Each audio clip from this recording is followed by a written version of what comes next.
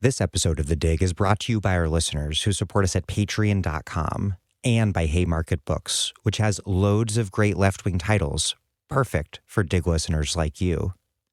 One that you might like is Socialism, Seriously, A Brief Guide to Surviving the 21st Century by Danny Catch.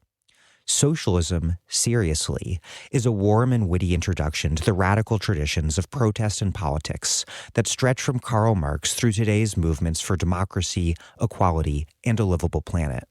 In this thoroughly revised and expanded edition, Danny Catch uses humor and imagination to take an unflinching look at the rising threats posed by climate change, billionaire oligarchs, and the far right, and makes a compelling case that a socialist world is both necessary and possible.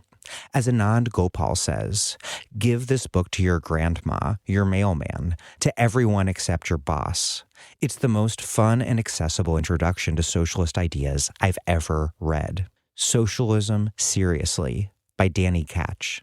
Out now from Haymarket Books and available at haymarketbooks.org, where U.S. and U.K. readers receive free shipping on orders over $25 and £25, respectively.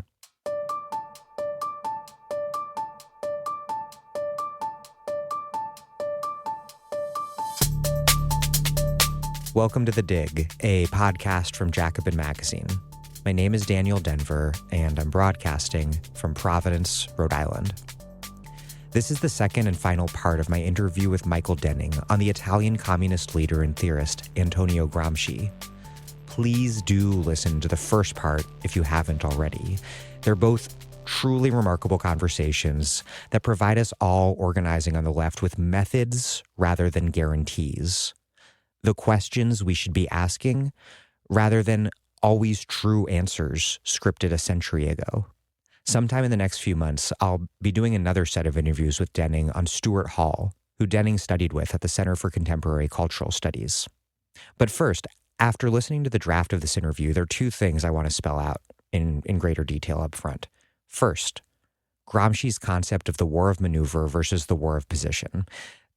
There are ambiguities and tensions in Gramsci's work, and these concepts are certainly open to various interpretations. But, generally speaking, the war of maneuver refers to a frontal assault on the state, specifically government power. Think of an insurrection or an event like the Russian Revolution. While the war of position refers to the protracted assembly and construction of hegemony through mass organizing on the level of politics, ideology, and social movements.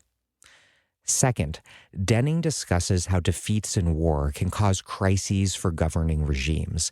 And during the interview, I neglected to respond to that argument, a really smart argument, by pointing out that most recently, the defeats of the war on terror have contributed mightily to the present crisis in American politics. And once again, you do not need to read Gramsci to listen to this interview, but if you do want to read alongside us, I've posted in the show notes a link to the portions of the prison notebooks that I read to prepare for this interview, passages that Denning suggested to me from the classic International Publishers edition, Selections from the Prison Notebooks. I also posted in the show notes a link to Denning's New Left Review essay on Gramsci as an organizer. It's really good. And briefly, before we get started, this podcast is listener supported, and the place where listeners support it is at patreon.com/thedig. Even as our listenership has recently grown a lot, the growth of our Patreon has sort of leveled off in recent months, and I'm very grateful for the roughly 2,000 listeners who support us. But tens of thousands of you who are listening right now do not support us, and it would be really great if more of you did. The reason we need your contributions is because that's what allows us to put The Dig out free every week with no paywall so that everyone can listen regardless of your ability to pay. What's more, we are about to invest a bunch of funds into an ongoing series of these more creative, sound-rich narrative segments, all about all sorts of things everywhere. If you listen to our 2020 series Antibody, that's the sort of thing I'm talking about. It'll be really good, but also kind of expensive. Okay, that said, we do have things to send you, thank you gifts for your support. If you contribute $10 or more a month, We will send you a book or books in the mail or a Dig tote bag or mug. Please do contribute now if you can afford to do so and haven't done so already. That's patreon.com/thedig. Oh, and a contribution of any amount at all gets you the Dig's excellent weekly newsletter sent to your email inbox. You can find all of our newsletters posted free at thedigradio.com alongside our vast archives. But trust me, it's much better to get the newsletter delivered to your email inbox. Okay, here is the second and final part of my interview with Michael Denning, a professor in the American Studies program and the program in Ethnicity, Race, and Migration at Yale University, who coordinates the Yale Working Group on Globalization and Culture. His books include Noise Uprising, The Audio Politics of a World Musical Revolution, Culture in the Age of Three Worlds, and The Cultural Front, The Laboring of American Culture in the 20th Century.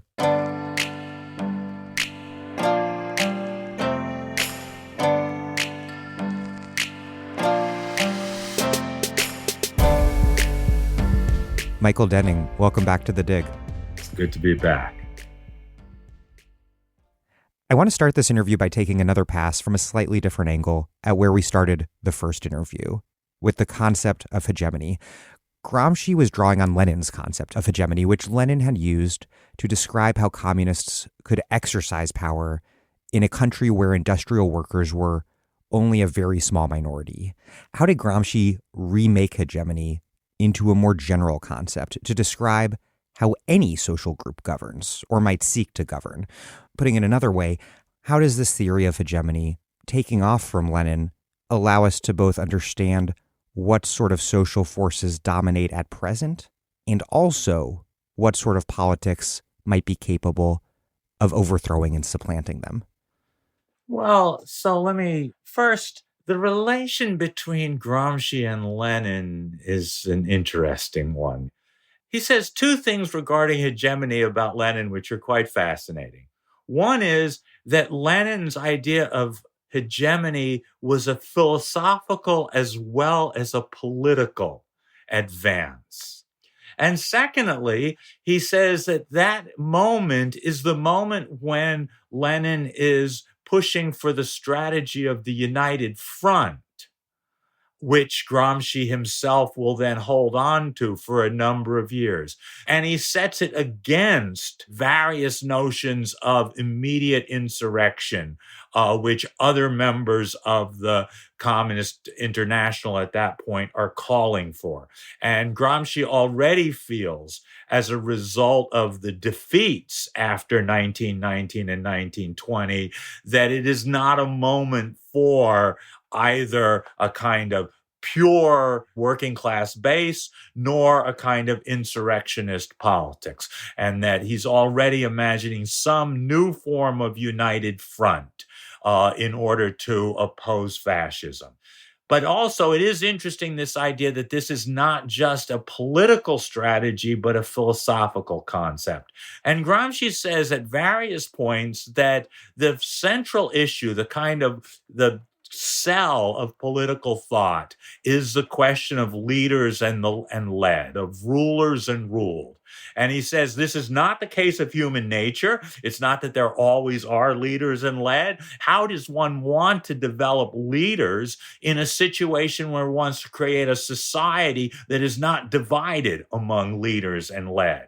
But nonetheless, in any politics of the present, he says there have to be leaders and led. And so the notion of hegemony really emerges out of theorizing how leaders should lead, how parties should lead, how the leaders in a party should lead. And there are sort of three stages, moving from, as we talked about last time, the economic corporate moment to the hegemonic moment, is a move from where one stands together with other people because they share the same economic position or status as yourself, and you're all standing together. His example is one tradesman standing next to another tradesman, one businessman standing next to other business people, to a kind of notion where a political organization would not be just people standing next to each other according to their self-interest, but would have a wider vision of a new conception of the world, a new society, a new way of organizing things. And for him, that hegemonic moment is when some organized political group led by organizers would actually be able to enunciate such a position and win consent to that position of other allies. And he says sometimes that actually might mean to sacrifice some of one's own self-interest in order to give stuff to your allies in order to build a wider movement. And so in that case, using the example that you used of late Tsarist Russia and early Soviet Russia, that precisely because the rural peasant population is so huge that any movement that had been built out of industrial workers and trade unions there would actually have to make concessions to the peasantry in order to win them over. An issue that indeed Gramsci was clearly interested in because Italy, too, was a country with a large south of rural agricultural peasant populations, tenant farmers, day laborers, not even independent peasants as much in southern Italy. But that question, I think, remains a question in any kind of politics to now, is what are the trade-offs that a political organization are willing to make, not with their enemies necessarily. It's not that one's trying to win over your enemies, but in order to build alliances with one's allies. And then Gramsci will always go back and forth between current political examples and past historical examples, and he will go back to past examples in Italian history to show how certain groups had actually been so interested in their own self-interest that they never did actually present a hegemonic strategy and win over allies and were as a result unsuccessful, whereas other groups had been able to. And for him, that will be one of the differences, let's say, between trade union strategies and a party strategy. That if a trade union strategy is in some ways always going to be defined by the interests of the members, either in the particular local or the other people who are members of that kind of union, that craft, that a political party has got to bring together not only workers from a whole variety of different kinds of occupations and different sectors of society, but people who are outside the working population, unemployed people in some ways, and that only a kind of hegemonic strategy could be done there. The other word that he'll use a few times is the phrase hegemonic apparatus or apparatuses of hegemony. And that is the sense that actually that what organizers and intellectuals and legislators, those words that he'll use often do, and party militants, is actually create educational, cultural, newspapers. A number of times he'll say things like a newspaper can be a party itself. And he says the Times of London in England is a political party. And one might actually think of the New York Times as a kind of political party because it has an educative and organizing and a hegemonic enterprise in doing that. And so that those apparatuses of hegemony are kind of the vehicles and instruments through which this wider conception of the world can be exercised. Gramsci writes, quote, "Since all men are political beings, all are also legislators. Every man, inasmuch as he is active, i.e. living, contributes to modifying the social environment in which he develops. Relatedly, he argues that, quote, all men are philosophers." In making this argument that everyone is a legislator, Gramsci is asserting, I think, that power must be analyzed as not specific to the state, but as something that is generalized in all sorts of different ways throughout society, from the state, of course, but also to the workplace, the home, really everywhere. And that seems to me like a major critique of prevailing idea of what politics is. It's not something concentrated amongst a select group of leaders, not something exclusively organized around the state. What are the full implications of what Gramsci is saying here? What does it suggest about how to think about the scope of socialist politics? And then how does it relate to his classic formulation of what he calls organic intellectuals? Yeah. And remember, these are scattered notes, so any attempt to kind of put coherence over them is complicated and is one's own interpretation of 10 years of Gramsci writing and often sometimes contradicting himself 10 years later. Which is okay, I'll say. Which is okay. But I do think one way of trying to put together Gramsci is to think about those two halves, that sense that everyone is a philosopher and that everyone is a legislator as two halves of his grand project, of his way of thinking about the world. And that the everyone is a philosopher, and he'll say also everyone is an intellectual, comes with the proviso that in the social division of labor, some people have the role of intellectuals. Some people, that's their job. And that other people actually nonetheless exercise intellectual thought in their daily life. And he'll have almost exactly the same argument about how everyone is a legislator. There are indeed professional legislators. There are people who are professional politicians, and he does not dismiss that part. But on the other hand, politics is not limited to those people. And in some sense, everyone is a legislator in that other sense. He says the scope of your legislation is different depending who you are. And that if you're in the national legislature, for the House of Representatives, you have a very different scope than if you're on the city council. And if you're in the city council, you have a very different scope than if you're on a department meeting. But even I, in a weird way, in the department in a university, legislate in a certain sense by setting norms of conduct, setting syllabi, setting curricula, setting exams. Gramsci says everyone has certain coercive things. You can give out negative grades or whatever. And in various forms in your day-to-day life and work, you are actually setting norms of conduct and policing those norms of conduct of the people around you. And he actually goes on to say, even if you only follow orders, if you actually only exercise those norms of conduct, you are in that way legislating. If you actually stop at the red light or stop at the stop sign, now you didn't have the same power as the people who put the stop sign at that junction, but that is part of the legislation of daily life. And that's a very powerful and rich way of thinking about political action, both the differences in power, not suggesting that everyone's got equal power or it's a kind of participatory democracy, but that in some sense, he will say one of his examples that a father will legislate for their children by setting norms of conduct. He'll then say in the next sentence, of course, that doesn't necessarily mean the children will follow those norms of conduct or whatever. Politics is always a struggle, but that struggle between leaders and led, between the leaders and the subaltern, is one of the ways in which this is structured. He'll say it's often disguised because what is a relation of authority and power is said to be merely a technical one. Oh, so-and-so is a professor is only because they technically are better at this. They're teachers, you're a student, and says that misses the power relations are there to sort of disguise it as simply a technical one.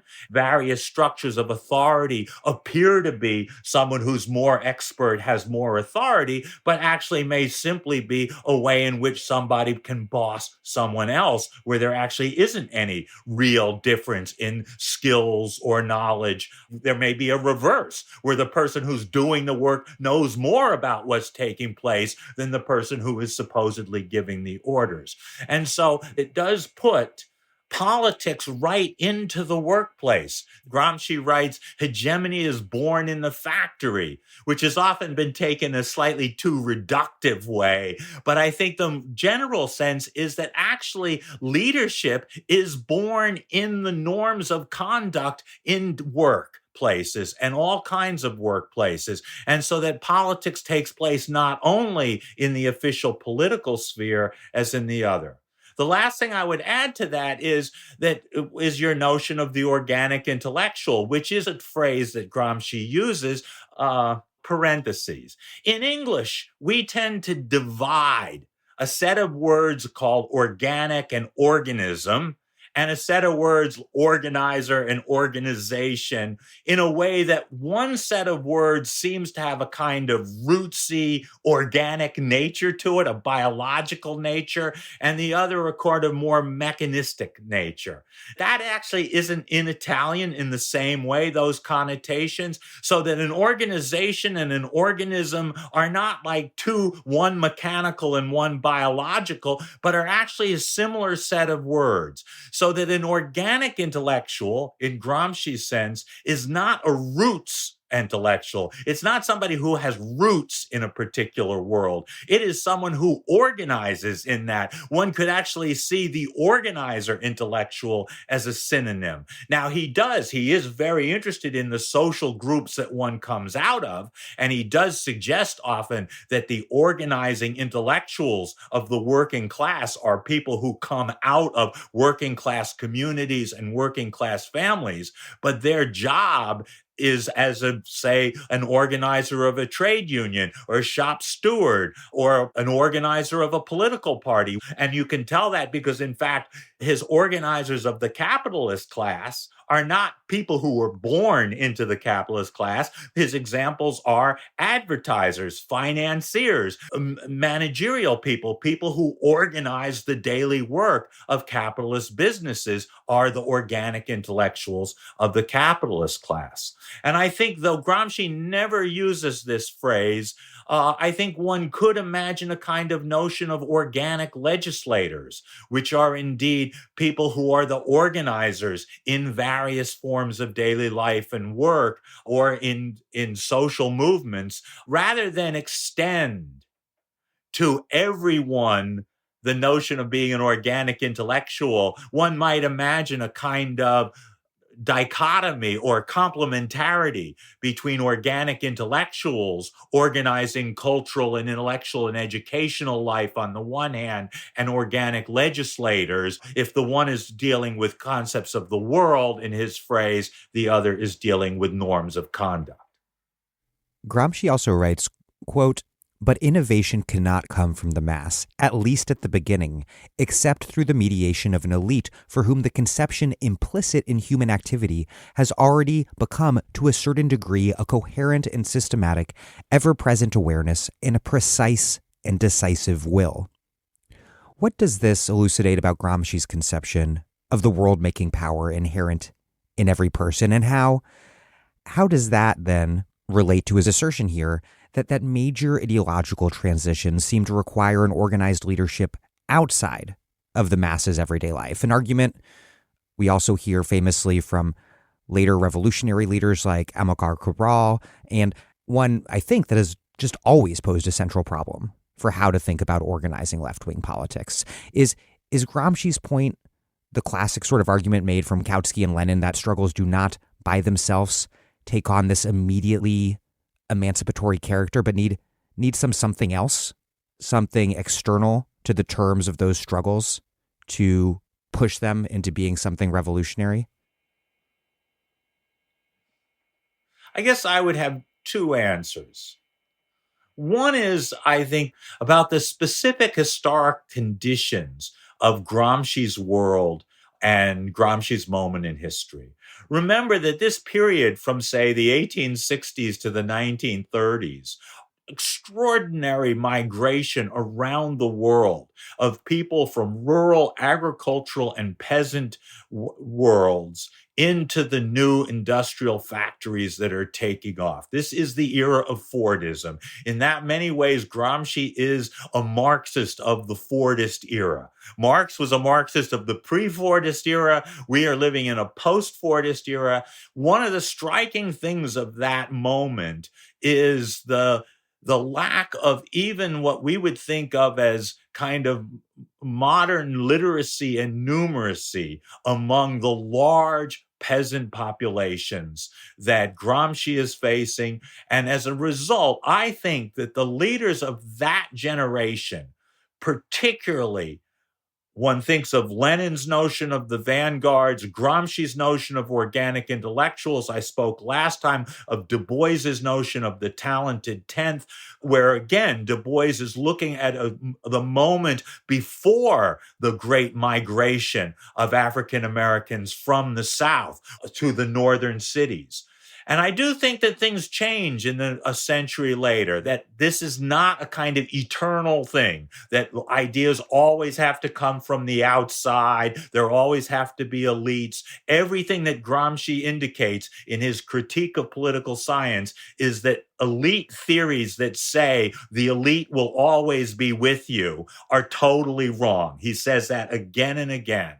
I think he's thinking in a very specific moment where a certain new population has to be educated, has to be brought into political action in kind of ways. And I think of a parallel figure of someone slightly younger who lived the other side of that, which is the great Trinidadian Marxist C.L.R. James, who writes in the 1940s and 50s about how the ordinary worker of the 1940s and 50s are more advanced in their conception of the world than Hegel and Kant were, precisely because of the change in mass literacy, because of the new kinds of work that people did in the 40s and 50s. And so that's a part where I guess I think it's harder to directly extend Gramsci's sense. And I think Gramsci is in a world where, for the most part, what we think of mass culture does not yet exist.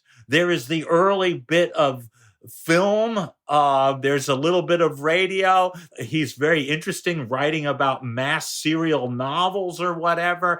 But the kind of industries of popular storytelling and popular sharing of experiences that are so fundamental to, say, the post 1940 world are really not the world of Gramsci. That's why it's interesting. Gramsci, whenever he's looking at the changing of popular mentalities, he will look at the Catholic Church for his examples and sort of model his new organizer, his new party on saying, wow, look at how successful the Catholic Church has been done. If someone wants a new conception of the world, imagine it this way.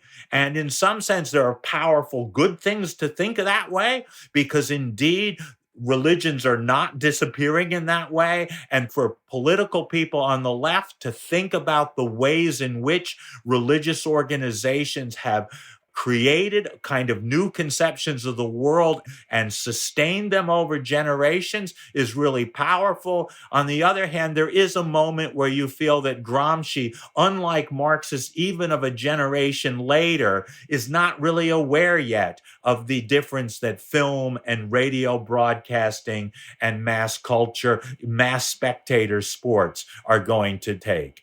How does Gramsci's conception here compare to Robert Michels, a leading thinker among the Italian elite theorists? And this argument that Michels makes, that by its very nature, the hierarchy inherent to organization and the corresponding divide between leaders and led, inherently leads to what he calls the iron law of oligarchy, and an inherent tendency within organizations and parties toward forms of top-down and even dictatorial rule. Yeah, I think. And Michels starts as a communist, I believe, or a socialist, and ends up a fascist. So, and which is not uncommon for that generation. Starts as a socialist, but I think one might say that Gramsci is aware of two different trends. One extremely pessimistic and the other curiously optimistic. On the one hand is a pessimistic political science that is really being invented at this time, which Michels is one figure, Pareto is another, Mosca is another. The Italians are actually quite central to the development of this. This will remain an important tradition in political science to this day, which basically, to put it in a very crude way, sees elites as necessary, that democracy is in many ways nothing more than the circulation of elites. To have democratic elections means that we can choose this elite rather than that elite and throw this elite out, and that political parties are necessarily bureaucratic and oligarchic, and that the possibilities of kind of participatory democracy are really just not possible. On the other hand, Gramsci's also facing what one thinks of as the kind of optimistic side of management theory, which is basically from Taylor to Mayo and a number of thinkers from the 19 teens and 20s, and here American thinkers for a large part, are actually thinking we can develop a management science that can make workers happy with their work, and that can actually make the workplace both more efficient in technical ways, as in Taylor's one, but one that would respond to the emotional and psychological needs of workers in one kind of way or another. And if on the one hand, the political science thing has led to a kind of pessimism about popular democracy, the other one leads to a tremendous optimism that the workplace can be humanized. And we still see that in various forms as well. And Gramsci's sense, in a way, is actually for a kind of radical democratic organization theory that wants to be on neither side, neither as pessimistic as the political scientists, thinking that indeed one can build parties, build leaders that could get to a world beyond the divide between leaders and led, and that one could also create workplaces that could get beyond having bosses and workers, where the production could be controlled by those people who are doing it. And so there's a kind of radical democratic hope in Gramsci all the way through. And that one reason why he's always fascinated by the forms of utopian thinking in the past. And he says, these are never signs of exactly how it could be, but they are signs that in some way there is a vision that there might be another way of behaving, another way of living, rather than the kind of eternal round of leaders and led, rulers and ruled. One way maybe to get at this difference between Gramsci and Michels is in Gramsci's analysis and theorization of the structure of political parties, or as I think you would argue, of political organization more generally. So he identifies three critical segments. First, the mass element. Second, the principal cohesive leadership element. And third, an intermediate element, quote, which articulates the first element with the second and maintains contact between them, not only physically, but also morally and intellectually. Explain these components, and particularly how Gramsci saw them cohering through an intermediary, I think we would call it cadre layer. Why is this intermediate layer so critical to organization? Because the intermediate layer is the one that is the most interesting and the least clear. And for him, Gramsci, it was indeed the parish priests and the parish nuns. Those were the people who day to day actually were the intermediaries between the popes and the theologians and the bishops and all of that, who were doing the big organizational decisions or whatever, and the church's faithful. And that indeed, I think what he saw his own party needing to do was to create a huge number of parish priests and nuns, to be not the rank and file, but that kind of middle intermediary. He saw it in some ways in the Italian Socialist Party, which from 1900 to 1920 had more or less begun to have some of these. And Gramsci himself was one of those people. He wasn't really out there running for office in those years. He was very active in the Casa del Popolo, or the People's House, which was literally a house, a building at which journals were held, night schools took place, party meetings took place, and it was a kind of center for the neighborhood. And he gave lectures there. He was writing and editing newspapers of all of that. And so he saw that as kind of part of that intermediate stratus. Remember, the The Italian Communist Party is founded in 1921. Gramsci is imprisoned in 26. There's only about 5 years when he's a leader of this new party and where he is actually wanting to create precisely this set of intermediaries in the face of fascism. I think Gramsci would be, and one can find it all over the prison notebooks, to say, we failed. We were not able to build fast enough these people who could stand between the few leaders like himself who were arguing about major party positions. We're going to Moscow. We're talking to other party people in the rest of the world and the rank and file members of the party. So in some sense, from that point of view, Gramsci is trying to imagine a part of his party that doesn't yet exist, and that won't exist for the most part under fascism, and doesn't really come into play until post-World War II. One of the reasons for Gramsci's historical importance in Italy, where Gramsci's ideas about this will be fundamental in the decades after World War II to the building the Italian Communist Party into a major political force, electorally, in cultural institutions, in educational institutions, for at least, half a century, from 1945 to, say, 1995. Another example you can take is his writings about the pamphlet that was written to train party militants. And he's very interested in precisely having a school, because one of the situations he had, and this is a situation even now, any left that is growing all of a sudden is getting a whole set of new people who are joining organizations, joining movements, who don't necessarily have all of the history and knowledge of the previous people. How do you, in the American lingo of this, bring people up to speed?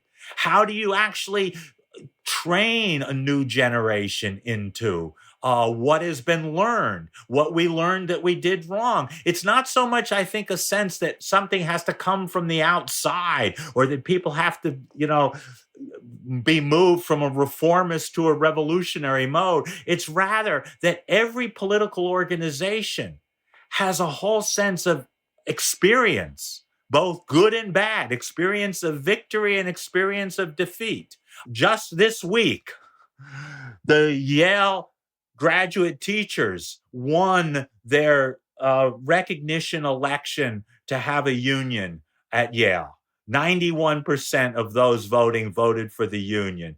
This is after 30 years of struggling for a union at Yale, and 30 years of multiple generations of graduate teachers who have come in, spent a few years, worked hard for that union, passed on, left, and whatever.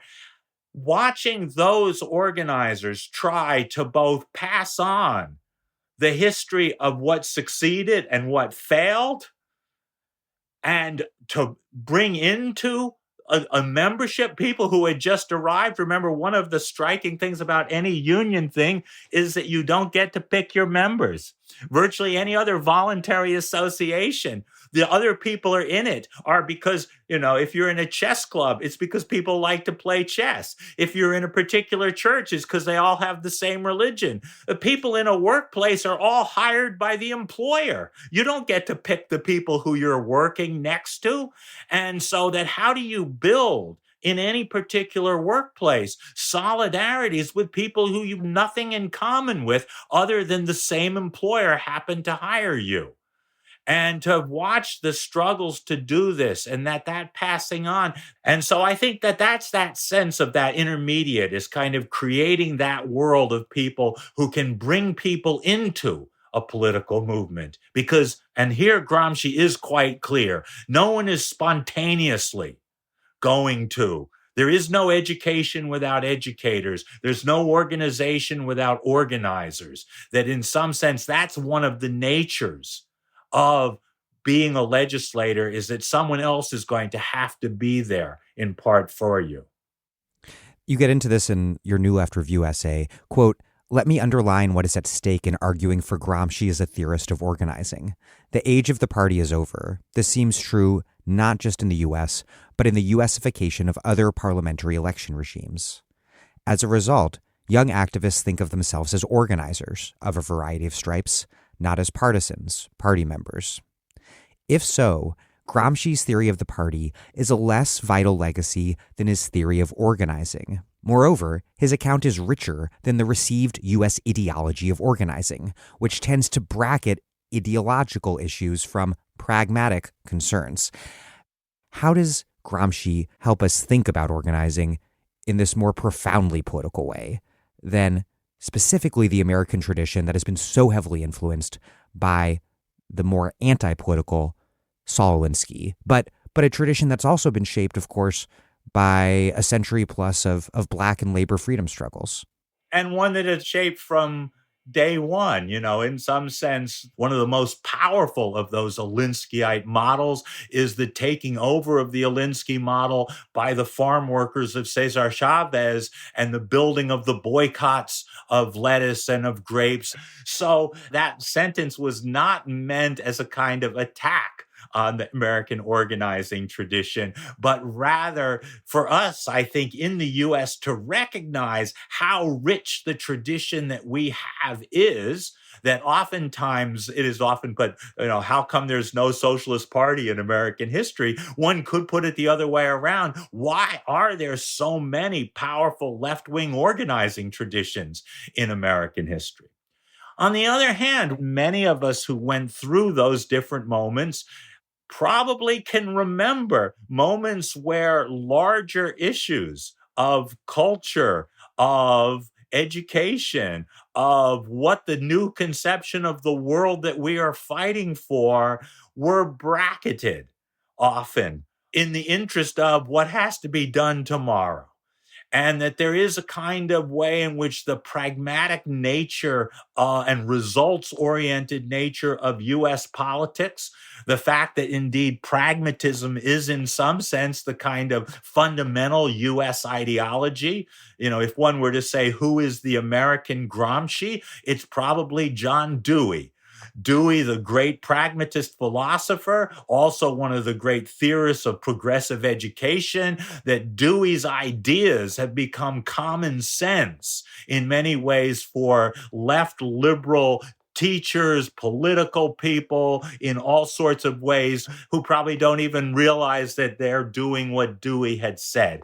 And that notion, that kind of results-oriented, instrumental way of thinking about politics has a lot of power to it, but it misses, I think, what Gramsci reminds us of, that one really has to have a different conception of the world, that there's a long-term changing of not just people's ideas on a particular issue, but that to change someone's mind about, say, their stance on abortion is dependent on an entirely different understanding of the world and of life and of the relations between men and women and of situations of sexuality. And, that these are not just kind of, issues in that short way. And that in some senses, those parts of the American left that were hegemonic in that way may have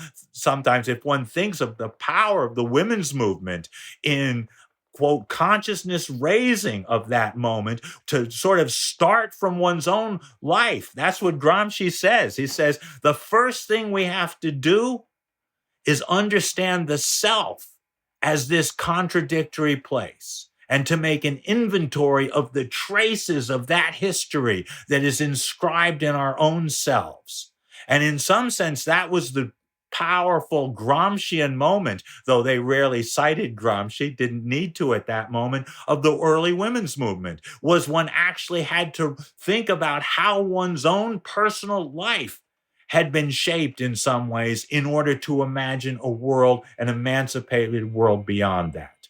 And so somehow how to capture those two halves, both not to give up the day-to-day political issue, but to realize that that argument about everyone being a legislator, meaning in a fundamental way that the personal is political, that in some ways the personal is one of those terrains where legislation is taking place, is, I think, one of the things that Gramsci powerfully reminds us of. The other thing I think that is why I find myself going back so often to Gramsci, reading Gramsci with younger people, is Gramsci rarely has a sort of condescending, I told you so. His opposition to economistic politics, oh, well, it's because it was in somebody's self-interest. They were making money or whatever, is not that it's wrong. It's that it's a cheap way of making yourself feel like you know more than the other people do. And Gramsci's prison notebooks, particularly, are a powerful reflection on what went wrong, why they were defeated. And he says about those three parts of the party that you just mentioned, that the responsibility may be unequal in different cases, but all of them are responsible for the defeat. And he's saying that in the face of a fascist regime coming into power. And we have to think both as leaders of the party, as the intermediaries, and as the members of what we did wrong and how to re-understand that. And so there's a kind of powerful humility about Gramsci's prison notebooks that is, let's say, not there in some of the more celebrated Marxists who are writing, say, after the victory of a revolutionary regime in some kind of place. You know, well, if you just follow the way we've done it, then you too will do this. Gramsci actually is more like the opposite. Don't do what I did because what we did didn't work, but actually think seriously about what we tried. Gramsci writes about a successful ideological project, quote, "It is evident that this kind of mass creation cannot just happen arbitrarily around any ideology simply because of the formally constructive will of a personality or group which puts it forward solely on the basis of its own fanatical philosophical or religious convictions. Mass adhesion or non-adhesion to an ideology is the real critical test of the rationality and historicity of modes of thinking." This seems on some level like a really obvious insight, and yet it's so common still today for people to believe either that good arguments can win political fights or that just sheer perseverance can win a struggle. And I would argue that this is maybe more common among people on both the left and the center, because the right, arguably, is both more adept at linking economic crises to social politics on the symbolic level, but also at attaching their ideology to mass institutions like evangelical churches. And I don't think the left has been able to figure this out in the absence of mass union density, although obviously that's why people on the left are so focused on rebuilding union density. And obviously there's not that much of a religious left either. No offense to people on the religious left listening. Are we on the left stuck in this position where we have all these theories of organization, but to sort of butcher Robert Putnam, I guess, bowling the most alone? Gramsci doesn't often write about left and right in that way that we think about. You know, for Gramsci, there are really the dominant classes, the ruling classes, the people who control the economic and political levers of power, and the subaltern. But if one were to translate sub and altern into English, as I sometimes like to do, the under others.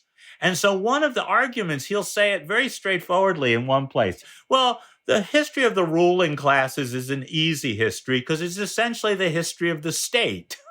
Because they control it. The history of the under others is very hard to figure out because it's all over the place, just as the under others are all over the place. And that it's not unified in a state. It's not unified even in a political party very often. And so the question is, how does a whole set of peoples in a society who are defined as under others, not just defined as under others, who live as under others, who are those who are subordinate to other people, or those who have precarious employment, or are being bossed around all the time, who have to work all the time. How can they actually imagine themselves together, imagine themselves as having a conception of the world that is different than that is given to them by the universities and the schools and the television studios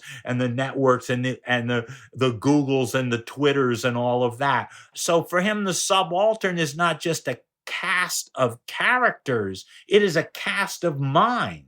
To be subaltern is to be deferential. It is to say, oh, somebody else knows better. Somebody else should lead in that kind of way. I will follow. And for the moment, to turn the subaltern, the under others, into what another term that he uses, the collective worker, is actually in some sense the progress of hegemony. To actually have that moment of dependence and deference turned into a moment of self-assertion, self-legislation, self-constitution is that moment of hegemony. It draws on various traditions of the under others. So he'll say again and again, there is a long tradition of fairy tales and utopian dreams and stories that someday it's going to be different. There are long ways of reading religious scriptures across the way. He has a great example. He says, the Catholic worker who said, well, Jesus says the poor will always be with you. Isn't that against your thing? And the Catholic socialist worker says, for that we will keep one poor worker, just so that we don't prove our Savior wrong. And so he actually sees in a variety of subaltern visions of the world and how it might change, possibilities of a new conception of the world. He does think, for the most part, that these contradictory, sometimes incoherent, not necessarily connected views of the world need to be cohered. Conformed is one of the words. For Gramsci, conforming is actually a positive term. It means forming with other people, forming with other ideas. It's related to reformation, reforming, transformation, transforming, and conforming are all in a similar set of metaphors that he regularly uses in that kind of way. I think maybe the hanging thread there is in the disorganization of social life, with there still being powerful mass institutions on the right, namely evangelical churches. It sometimes feels as though we are attempting to win these arguments either through rhetorical superiority or sheer perseverance, when what we need is these institutions. Right. So here's a question about whether there's a limit to Gramsci's moment of history and why I said that the era of the party is over, which is to say, the same question of Gramsci's not knowing about an entire industry of entertainment and mass culture. One of the things that Gramsci's generation was able to do was to imagine that a political party could be the focus of people's daily life. And they did. Socialist and communist parties had sports clubs, hiking clubs, reading clubs. They were the places where there was no insurance for working class people. So indeed, if you wanted to have insurance, even burial insurance or health insurance, the early kind of strike insurance came out of unions and parties, that newspapers and magazines were there, that the Communist Party, even by the 1930s, had artists unions and John Reed clubs for writers, and imagine that there was a whole kind of subculture or world that one could be part of. And one of the things about the shift from that moment of parties to our moment of parties is it is arguable that no one, including myself or whatever, actually goes to a political party for all of those daily life things, that we have so many institutions in mass culture, and that's actually affected the churches as well. That just as the churches, whether evangelical or non-evangelical, had a place in people's daily life, that has actually receded. And I think they are all aware of that. One of the reasons they've been able to hold on in some ways, one of the things that the left failed to do, those left parties, was to actually create powerful life transition moments around birth, around death, around marriages and couplings and things like that. And that as a result, many people return to their churches at those moments in the life course. And that Gramsci, I think, thought that that was necessary, that a real new party would actually have to be a party that would celebrate births and mourn deaths and bring people together, because otherwise you really weren't fully, in his way, a kind of ethical party, a cultural party in that sense. Whether any party will ever do that, or whether the reification of political life into a very special part of the world dominated by professional politicians, professional pundits, professional money raisers who actually just, that's what they do. And the rest of us, it's like a spectator sport, that the Republicans and the Democrats are like the Yankees and the Red Sox. You're born into rooting for one side. Sometimes your side doesn't look as good as it does at other times, but basically you're not going to switch sides unless something dramatic really happens or whatever. And that your engagement in it is not much, probably less. I don't know with me whether the Red Sox or the Democrats. Actually, I've probably cried more over the Red Sox than the Democratic Party. I hate to say that. And it's unclear, is in that early day when unions had that position, is a moment when the relation between one's workplace and one's neighborhood was often much closer. And that people who worked at the same factory lived in the same neighborhood. And sometimes actually their landlords were the same people who owned the factory. And that's much less the case now. And the separation has been noted by a number of political scientists, that people often have a different politics at work, where they're often quite militant because they actually want more salary, they want more benefits, they want more control over their work, than at home, where they actually end up being homeowners, worrying about the property values of their neighborhood, who comes into it or whatever. And since our politics are divided, we vote where we live, we don't vote where we work, actually structures political parties and political campaigns around a certain kind of residential politics, a politics of not in my backyard, a politics of boundaries and borders, rather than a politics of what's taking place at work. But those are the kind of really fundamental questions, I think, that Gramsci's idea of how politics takes place raises for us. Gramsci is above all else concerned with how to make a practical analysis of the historical moment, which involves identifying the status and relations between the economic structures and these broader superstructures. An analysis of the relations of forces at the level of productive forces and also politics and even of armed force. He writes, quote, "A common error in historico-political analysis consists in an inability to find the correct relation between what is organic and what is conjunctural. This leads to presenting causes as immediately operative, which in fact only operate indirectly, or to asserting that the immediate causes are the only effective ones.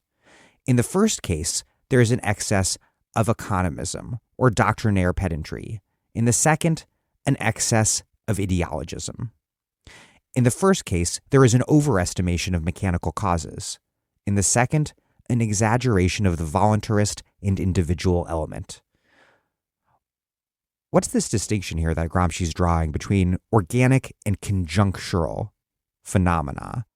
Yeah, there's a kind of spatial and a temporal metaphor that is here. On the one hand, Gramsci returns, borrowing it from Marx, to this spatial architectural metaphor where there is a base or a structure, which is the economic foundations, another word like that, over which there is a superstructure, literally something that is above it. And that indeed the lines of determination generally go from that base, that foundation, to the superstructure, not the other way around.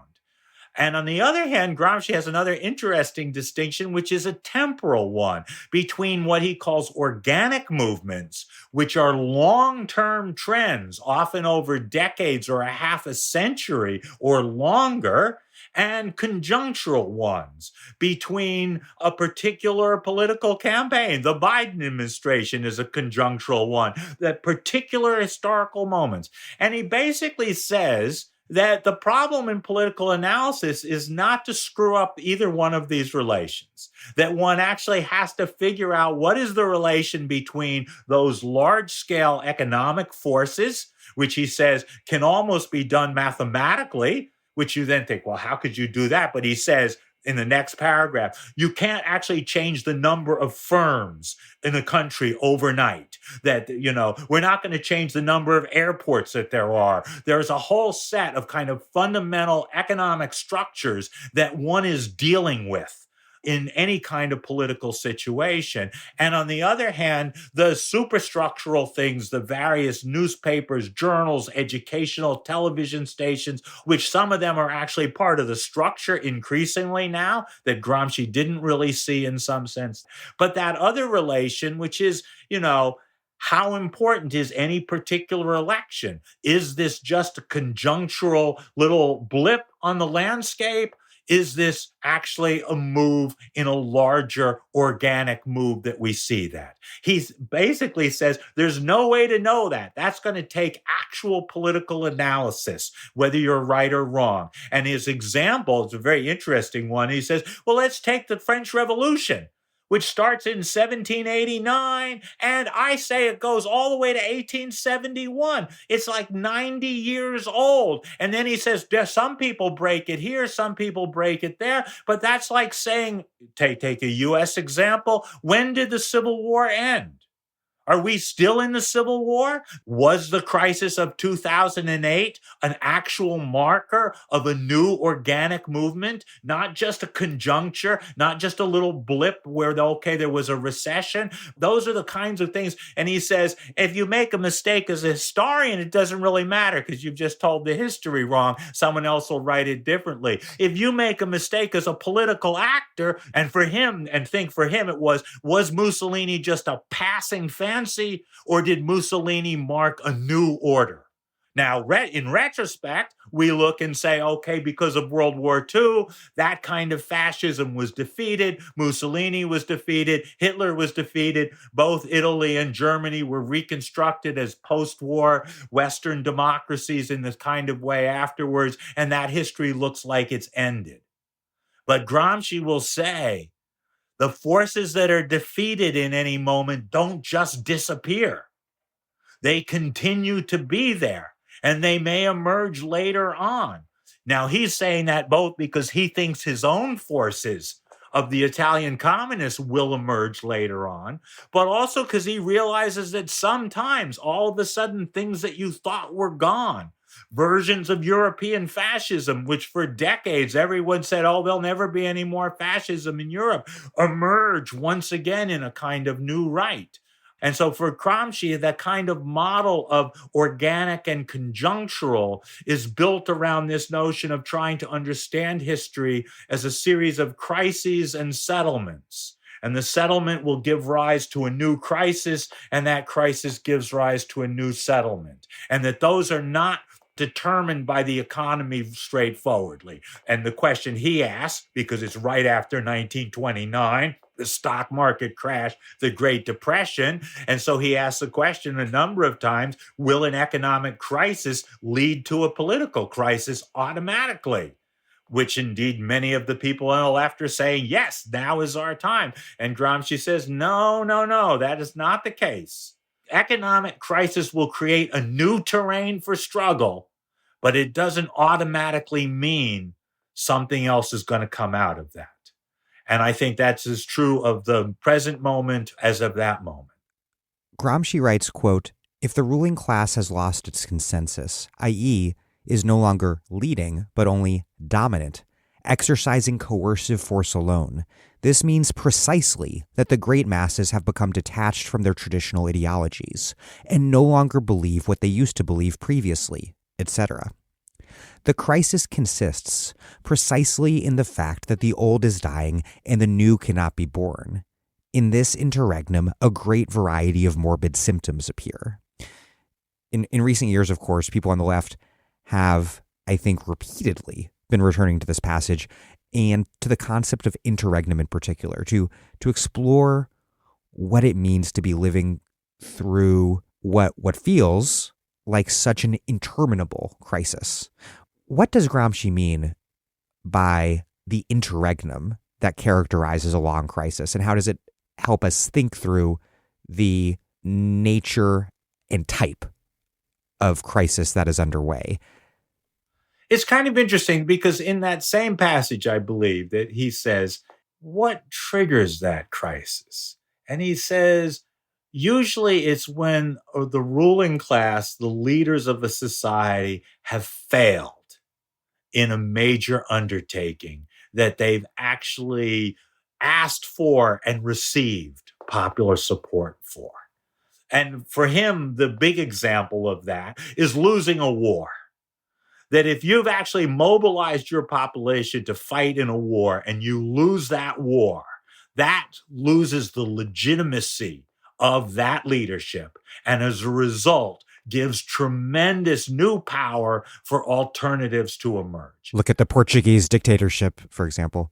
Yeah, and one can even go back. The Soviet Revolution in 1917 comes out as the Russian Tsarist Empire are not winning that war. Basically, the Bolsheviks are able to tie themselves to a call for land and bread and peace, that after World War II, the most powerful left-wing movements in Europe were in places where the leaderships, whether it was in Greece, in Italy, or in France with Vichy France, had actually made an alliance with fascism and the Nazis and were discredited. In Vietnam, after the Japanese Empire is defeated in World War II, it is at that moment that the Viet Minh and Ho Chi Minh are able to build a national liberation front, not only against the Japanese Empire, but the attempt by the French Empire to go back. So that very often, if one were to look, it is out of the defeat of ruling classes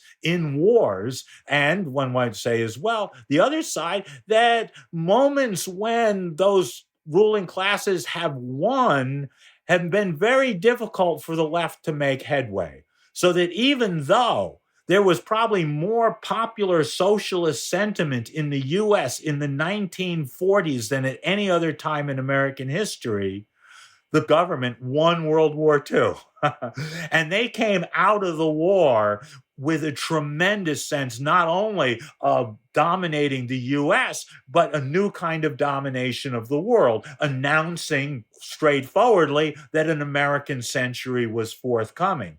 And that made it very difficult for the American left to organize against it. And in many ways, the American left did what they could only do, which was to see as the junior partners of Roosevelt's New Deal, a New Deal for the whole world. And actually, the left at that point hoped that they could ride the coattails of Rooseveltian victory.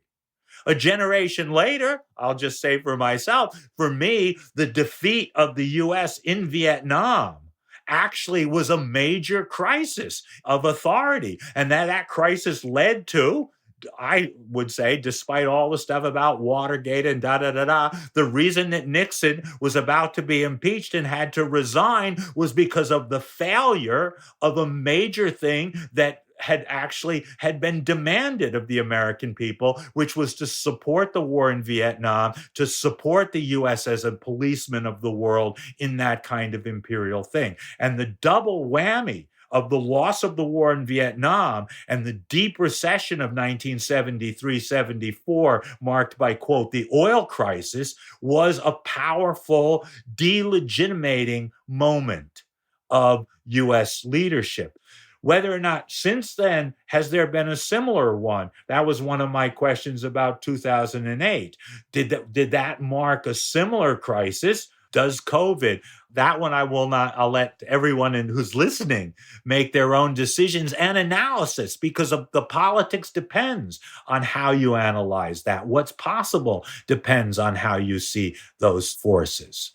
In terms of these levels of crisis, conjunctural, organic, could there also then be a more profound level of crisis, something more fundamental that might not have been visible to Gramsci in the 1920s, a level at which deepening climate change means that these various crises underway for various durations add up at some point to something like a general crisis of the 21st century?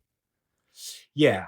I do think that Gramsci is probably not the best person to be thinking about the crises of nature, of the metabolic relation between humans and nature that climate change is one part of, but a whole set of environmental catastrophes and disasters in relations to animals, plants, the biosphere, the atmosphere throughout. In that sense, Gramsci, like many of his generation, he is a Fordist Marxist who comes out of the tremendous utopianism of the metal working machinists who he organized coming out of those factories, who thought they were rebuilding a new industrial world of plenty and post-poverty in some kind of ways. And there's lots of moments where Gramsci is that kind of a figure, and you're not real. Maybe someone could find it, but I don't really see much of the roots for a kind of ecological Gramsci. And secondly, precisely because Gramsci felt that the communists of his generation were abstractly internationalist, that had an idea that their internationalism was so powerful that they thought that indeed you could use the same strategies in every country and build a world working class, an international working class. Gramsci, seeing the limits of that, actually wanted to emphasize the national and the popular. Gramsci is one of the great theorists of the specificity of particular situations, of actually having to take into account the very particular natures of Italian history and Sardinian history and Mediterranean history. And as a result, Gramsci, I think, gives short shrift to international crises, that to actually read US crises outside of climate change or outside of the crises that are taking place in China and India and Indonesia, the largest countries in the world, would be really mistaken as well. And there's some ways in which one of the difficulties of the left's tradition was often to take a particular name as a banner to fight under, that one was a Gramscian or a Trotskyist or even a Marxist or whatever. And the richer way to think of it is really that, since the early 19th century, there have been movements of workers in the new kinds of workplaces that emerged out of the Industrial Revolution and the new factories and offices. There have been movements of women that have essentially revolted against medieval and patriarchal forms of family. There have been movements of enslaved and colonized peoples. And those three sets of movements have in some ways shaped emancipatory politics for the last 200 years. Those movements have had a lot of different political ideologies. In some sense, each of those movements has had some set of them who have thought of themselves as socialists or communists in one way or another. And within that world, there's been a smaller set who've imagined themselves as somehow linked to that tradition of thought that was marked by Marx and Engels. But even then, I would say one should be thinking of Marx and Engels not as Marx and Engels as two people, but as part of that tremendous revolutionary generation of 1848.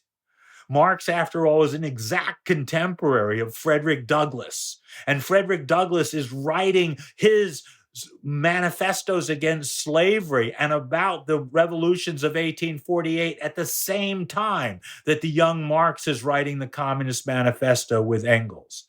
And so, in some sense, I think the left has to imagine that we inherit a set of debates and contributions toward emancipation.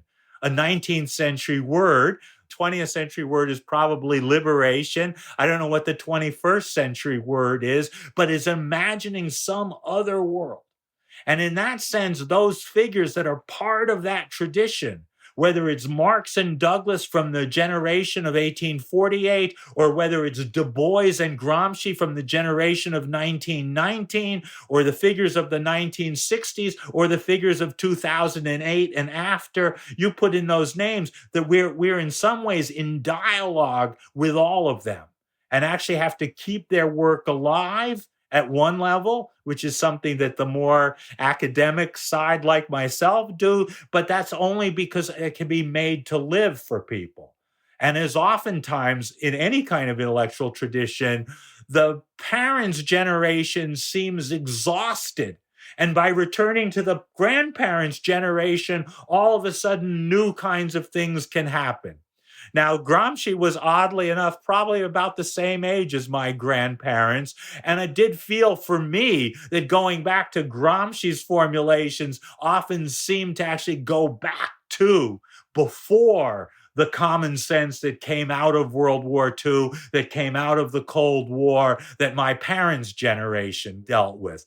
But I would never argue that Gramsci is necessarily the most important, the most vital, the best Marxist of the 20th century or whatever, but rather has to be seen in what is a fundamentally rich, varied, diverse, emancipatory discourse that represents both sides, that is attempted to be organic legislators, organic organizers, and organic intellectuals, trying to both understand and change the world.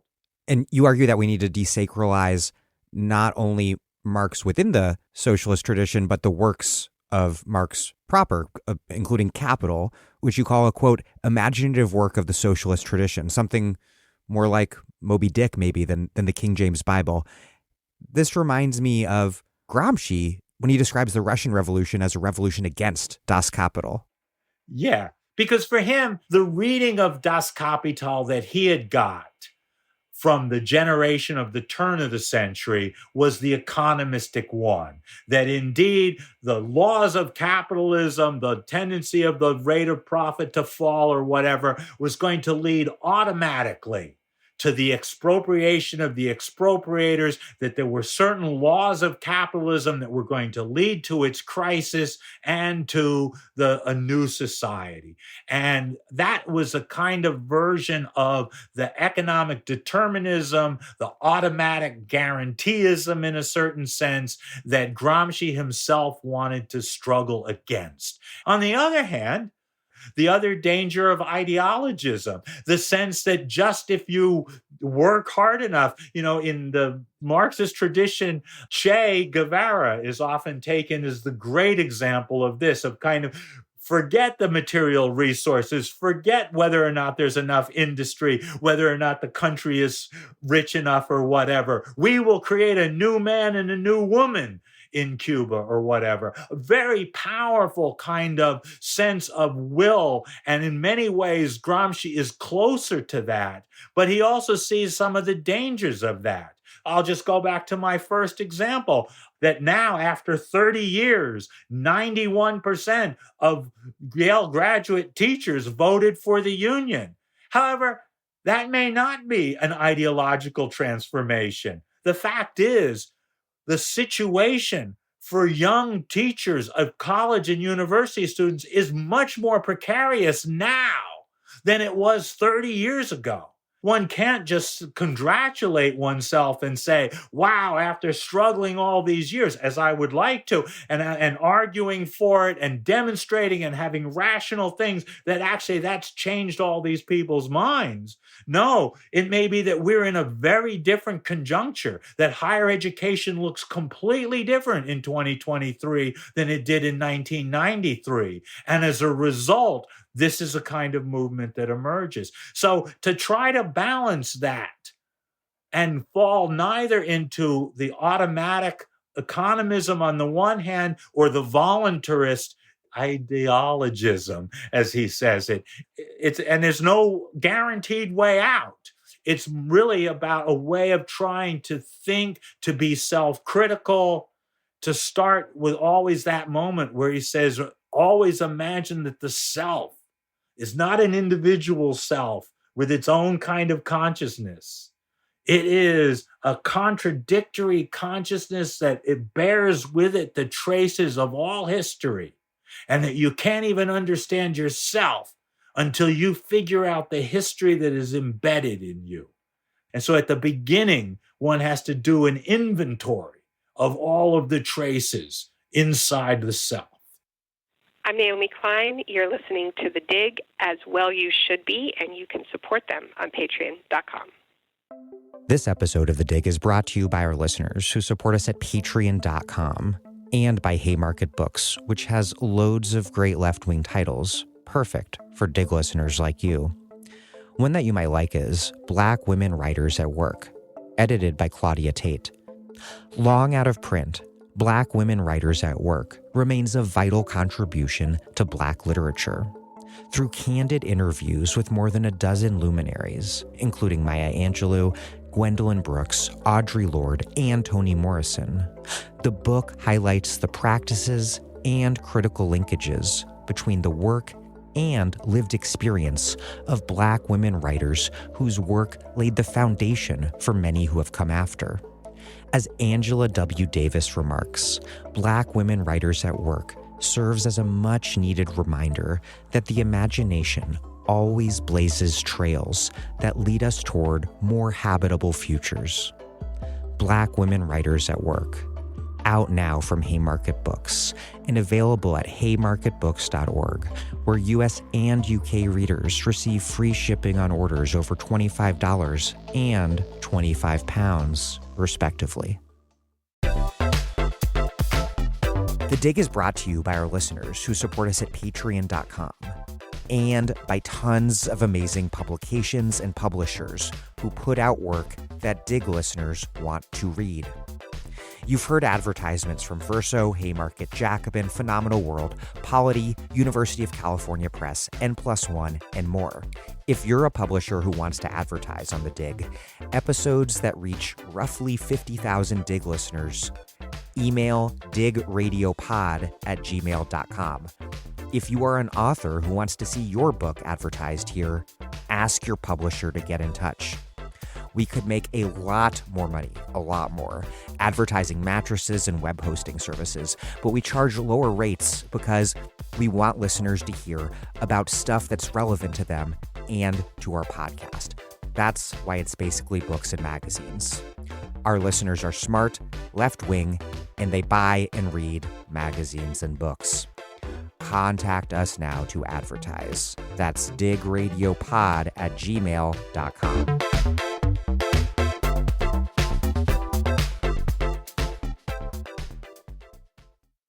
Gramsci makes a famous distinction between what he calls the war of maneuver versus the war of position for how to conceptualize socialist strategy. Before we get into the many implications of these concepts, explain what they mean. Let me say two things about him. One is I personally am not the most drawn to Gramsci's military metaphors. I understand why he did. He's writing after World War I, and he draws a whole set of military metaphors, including this one. I'm not sure they are, for me, the richest of his things. The second one is the definition is difficult because and I was just looking, there's a very nice little book come out recently called The Dialectic of Maneuver and Position, which really tries to track Gramsci's usages and basically finds that Gramsci, as one might say, contradicts himself. And so at one point, it looks like one is the version and the other. And so it seems even the person who has done the most work of trying to clarify these as concepts is not fully whatever. And then I found myself drawn recently to a passage where he says there are three kinds of war: war of position, war of maneuver, and underground war. And then he actually goes to give an example, talks about Gandhi's nonviolent struggles in colonial India against the British. And his examples are that the boycott is a kind of war of position, strikes are a kind of war of maneuver, and then the underground war is literally underground in that way, being a colonial situation. And so it's clear, I think, that he's trying to think about different forms of strategy. He does feel another famous version is that he puts two dates on it. One is 1848, that there's a version of insurrection that he associates with 1848 that he feels has been surpassed by now, that the kind of barricades and street fighting that had took place in 1848 is not exactly the way revolutions will be done in the present. And then he's thinking 1917 and what the Bolsheviks did. And again, he divides it at one point: war of position in the West and war of maneuver in the East. And he says, well, because civil society wasn't as developed, he's basically thinking Tsarist Russia as a kind of authoritarian state didn't have all of the kind of parliamentary and democratic institutions that the West had. And so that's a divide, and that means in the West you might have, and there might be a shift from war of maneuver to war of position, and even suggests that Lenin, that part of that quote you had before about Lenin's theory of hegemony is a shift from a simple war of maneuver or mobility, of strikes, of that, to a longer war of position. But again, I'm not sure that it adds up to the most coherent conclusion. For him, the way is trying to think outside of the models of either purely workplace union model, which he associates a bit with Rosa Luxemburg. And he says that her book on the mass strike, about the mass strikes that took place across the Russian Empire in 1905, is kind of the best book on war of maneuver from a working class point of view. But he's dissatisfied with that coming out of his own experience of the mass strikes and factory occupations of 1919 to 1920. Doesn't feel like that's going to be sufficient. But he's also finds the kind of parliamentary partyism of the Italian Socialist Party, which he had been part of, and even of the Italian Communist Party, because after all, it was as a leader of the Communist Party that he's elected to the parliament, that doesn't exactly work. So I think in some sense, and I think the book by Dan Egan is actually quite good about thinking about them not as a kind of opposition, but as a dialectic, moving back and forth between moments of a war of position and moments of a war of maneuver is a more accurate way of thinking about it. Here's a different way to answer that, which has something to do with Gramsci's legacy. And what's at stake in answering that question. I think that for many of those who were drawn to Gramsci in the 50 years after World War II, and remember, the prison notebooks were not read at the time they were written in the 20s and 30s. It's not till the late 40s and early 1950s that the Italian, with the editorship of Gramsci's former comrades, Togliatti in particular, editing for the post-war Italian Communist Party, there's a kind of vision of what the Italian Communist Party will actually put into a manifesto form, the Italian Road to Socialism, which is a kind of putting an emphasis on a war of position in that larger sense of staking out a place in Italian society and daily life, in the media, in the newspapers, in the unions, in the museums, in the universities, in a whole set of parts of civil society that were, and that the party actually was not just an insurrectionary party looking for a moment of a war maneuver, nor was it simply one that was conducting strikes in the hopes of a general strike that would bring it down, but one actually had to build a full version of this, and actually to try to build the Communist Party as a party of people's daily life, that it would be a kind of left-wing church. And in many ways, that was successful, but in its success was also its failure. That particularly for young Italians of the late 1960s and early 1970s who were attracted to the versions of the New Left and to workerism and autonomia in Italy, Gramsci seemed old hat. And it was one of the odd things about the reception of Gramsci is that whereas in the English-speaking world, Gramsci was taken as a way to renovate the old left politics and part of the new left. In Italy, Gramsci was read as part of the old left. And for the most part, the figures of the Italian new left, Antonio Negri is very interesting in an essay called, I think it's called Gramsci and Me or Gramsci and Us, about the distance that they felt from Gramsci. So in some ways, Gramsci means different things in different places. In other parts of the world, Gramsci will be seen all of a sudden as, in a weird way, being the one European Marxist who thought as a Southerner, who actually looked at the world from the South. And so the subaltern studies group in South Asia and in India see Gramsci as a way to think through some of the specificities of Indian history and the Indian subcontinent. In Latin America, similarly, particularly in Brazil and Argentina, there are figures who actually see Gramsci as a way to see not a specifically anti-colonial struggle, because they are living in post-colonial nation states. They are not colonized at this point in the 20th century, but somehow seem to be dependent in a way on world capitalism in a way that was not unlike the Italian South. And so that in the second half of the century, Gramsci actually speaks to different constituencies in very different ways.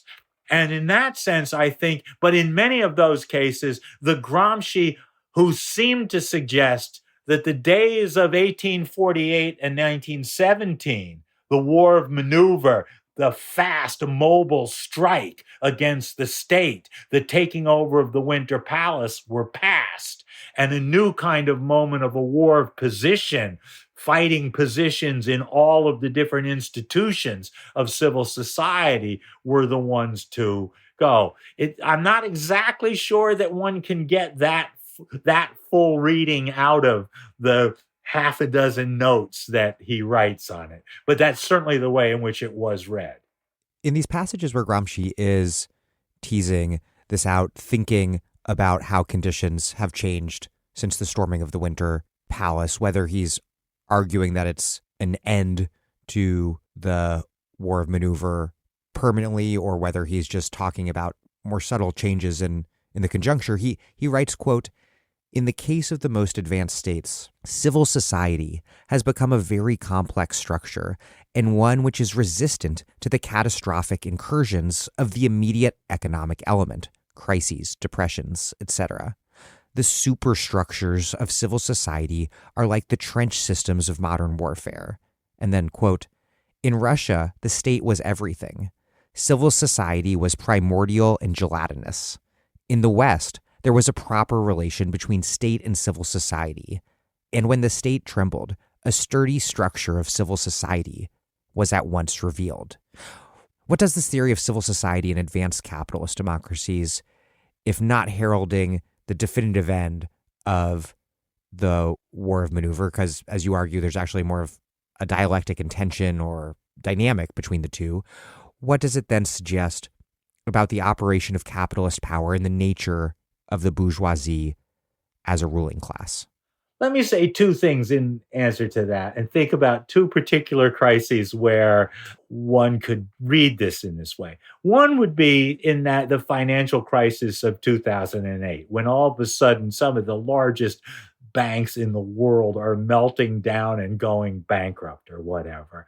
And there it does seem that very quickly huge numbers of amount of money was printed and put into the economy, and all of a sudden, as everyone who wrote about it, I think of Adam Tooze's great book, but there are many others who have written on the sort of day-to-day account of how international bankers prevented that from turning into the full-fledged depression that earlier panics of 1893 or 1929 had, might be an indication precisely of those trenches. Because it's intriguing, though, he's using the military metaphor. Even in that passage that he writes there, it's not that they're challenged by the state, they're challenged by an economic depression. And so the trenches take effect in some sense if there's a kind of economic crisis. And so one could read the tremendous amount of energy to save the world capitalist system in those years after 2008 as examples precisely of those trenches. On the other hand, and I think I would probably agree with that, and it seems to me all of the accounts of the amount of work that was put together, the fact that some countries were actually bailing out other countries, that the sense that somehow this system was too big to fail, and that we're even going to have to support some of the weak links in that in order to not see a kind of cascading of falling down of that. On the other hand, one would say, and here I'll take Gramsci's other side, which is Gramsci say the trouble with that kind of economism is that the after the fact history always sounds like it was going to always be the case. So one could say the same thing about January 6th. One could say, well, it was even when we were watching it on television, it seemed a farcical attempt at a coup in whatever kinds of things. It seemed like the craziest thing. People were just wandering around. There were indeed some people who had their weapons, and no doubt they were brought by Proud Boys or whatever and wanted to get in. But there were other people who just seemed like, and having been to many demonstrations, like they were there because it was the thing that was happening, and they're taking selfies and taking pictures, and it was the Q shaman was also there. It was a kind of strange combination. And one could say that indeed the trench systems of civil society prevented a right-wing coup and Trump taking over or whatever. But I think Gramsci would actually caution us, having lived with Mussolini, to say lots of things can happen. He says it absolutely directly. The end of that day could have been quite different. That all of a sudden there could have been, I won't even try to imagine the scenarios, but there are scenarios where indeed there was not the peaceful transfer of power from Trump to Biden in 2 weeks. And in fact, that some of the people who ended up lining up with Biden and finally seeing all of this and trying to marginalize Trump, and then all of a sudden McCarthy goes from one thing to another. You see how volatile it was, and indeed a few things that had gone differently, and that could have turned into America's March on Rome, with Mussolini, with Trump as the Mussolini figure. And so there is a sense that Gramsci wants to capture both halves of that. One has to actually think about the power of the trenches of civil society. Because after all, those states, the banks, other than the Federal Reserve and even are private entities or whatever. Those giant insurance companies are private entities. Twitter and all of those things are private entities. They're not state entities or whatever. Nonetheless, end up becoming the trenches that hold the state from falling at different points. On the other hand, Gramsci wanting to say, but on the other hand, states do fall. And we have seen moments when states have fallen and when various forces. I remember a line from Perry Anderson once that said, well, the parliamentary road to socialism has not been proved that effective very often, but the parliamentary road to fascism has happened several times. And that sense that actually the kind of forms of parliamentary regimes are not like once you're there forever, is another of the kind of warnings that I think Gramsci's attention to the conjuncture and that's where those questions about whether or not In retrospect, you have Hitler's putsch a decade before he actually comes to power. It's only in retrospect that one sees the first beer hall putsch as a kind of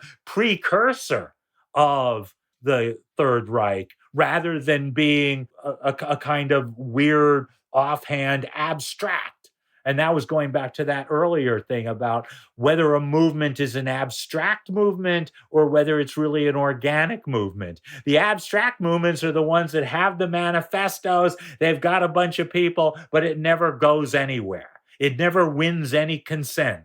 The organic movements are the parties where, much to anyone's expectation, all of a sudden, here one might actually take, indeed, the Black liberation movement of the 50s and 60s, the women's liberation movement of the 60s and early 70s, as movements that were started by small numbers of people and take off amazingly. There's some wonderful letters, I think they were the letters that C.L.R. James is writing in the mid 1950s saying, wow, how shocked he is at this movement being led by this Southern preacher. Now, James had been watching everything in African American politics for a decade or more and was involved in movements in St. Louis and Detroit, did not expect all of a sudden in Montgomery for this to emerge. And so that sense of kind of the surprise of political movements and of when all of a sudden they take off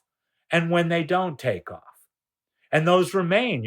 Another way to ask that question is which are the ones that are real grassroots movements and which are, what's the phrase? Grass tops. AstroTurf or grass tops or AstroTurf, right? Are fake movements. And it's hard to determine that at the beginning of any particular movement, whether it's going to go one way or the other. In terms of thinking about the war of position and maneuver in this more dialectical and dynamic fashion, and less as discrete strategic frameworks historically bounded in a really rigid way, Gramsci's own trajectory really comes to mind, especially these formative experiences for him in the Biennio Rosso, pardon my lack of Italian pronunciation, the 2 red years, which lasted from 1919 through 1920, a really revolutionary period that witnessed not just strikes, but the occupation of factories and direct management of production by workers' council, a sort of industrial Soviet situation in the cities of northern Italy. And Gramsci championed these councils as a basic unit of the coming revolution. Writing in 1919, he said that, quote, "The socialist state potentially already exists in the institutions of social life characteristic of the exploited class. Connecting these institutions to each other, coordinating them and subordinating them in a hierarchy of competencies and powers, and strongly focusing on them while respecting the necessary autonomy and flexibility means creating from now a true and proper workers' democracy, an effective and active counterposition to the bourgeois state." And reading through that at first glance, this conception of politics and strategy outlined by Gramsci here with regard to the Biennio Rosso seems different. But is the notion of workers' democracy rooted in mass organization that he's analyzing and participating in during the Biennio Rosso, is it so different from the strategy that he explored later in the notebooks? I don't think it's so different. I think there's a way in which it's connected. I think that one of the concepts that runs throughout his work is the idea of the organization of labor, the organization of work in the double sense. On the one hand, the self-organization by workers, as he said there, and on the other hand, the kind of way in which management tries to organize the labor process in a particular factory or work. And I do think that there's a way where Gramsci deeply thinks that out of the forms of cooperation that we develop in working together, there will be ways to overcome the hierarchies of the institutions in which we work together. And I think that goes all the way through. On the other hand, I think it is clear that Gramsci feels that the early version was too tied to specific kinds of workplaces. and what really were, in a way, the most self-conscious, the most militant, the most avant-garde in some kind of ways workers, well-skilled, often in the new technologies. Remember, the machinists of the Fiat factories of 1919 were like the Google workers of the present, whatever. They were the people who'd gotten the job in the most developed industry and had kinds of metalworking technologies that not only did their parents and grandparents not have, that didn't exist at the time of their parents and grandparents. And I think that the deeper and that Gramsci, and longer that Gramsci thinks about this, the more he's aware of the unevennesses among the under others of Italy. And that there are many people, including the people he grew up with in Sardinia, have no conception of that factory in the north. And it goes both ways. And as a result, and as he says, and as a result, they get recruited into the army that has no compunction in shooting down the strikers because they feel they're a totally different people than they are. And I think that Gramsci becomes deeper and deeper sense of the disparities among just the working people of the peninsula, and then the working people across the world in that kind of way. And even now, the world that we live in has the radical juxtaposition that we all daily work with in the US, machines that have been built and crafted by people on the other side of the world who we have no day-to-day contact with and their daily life. And that's just the products, the various Apple and other products, the iPhones, the televisions, all of those kinds of things that are coming out of factories that have moved across the world. But even the services, those call centers that have been offshored, have meant that actually we are in intimate connection with people around the world because of the things and services we use day to day.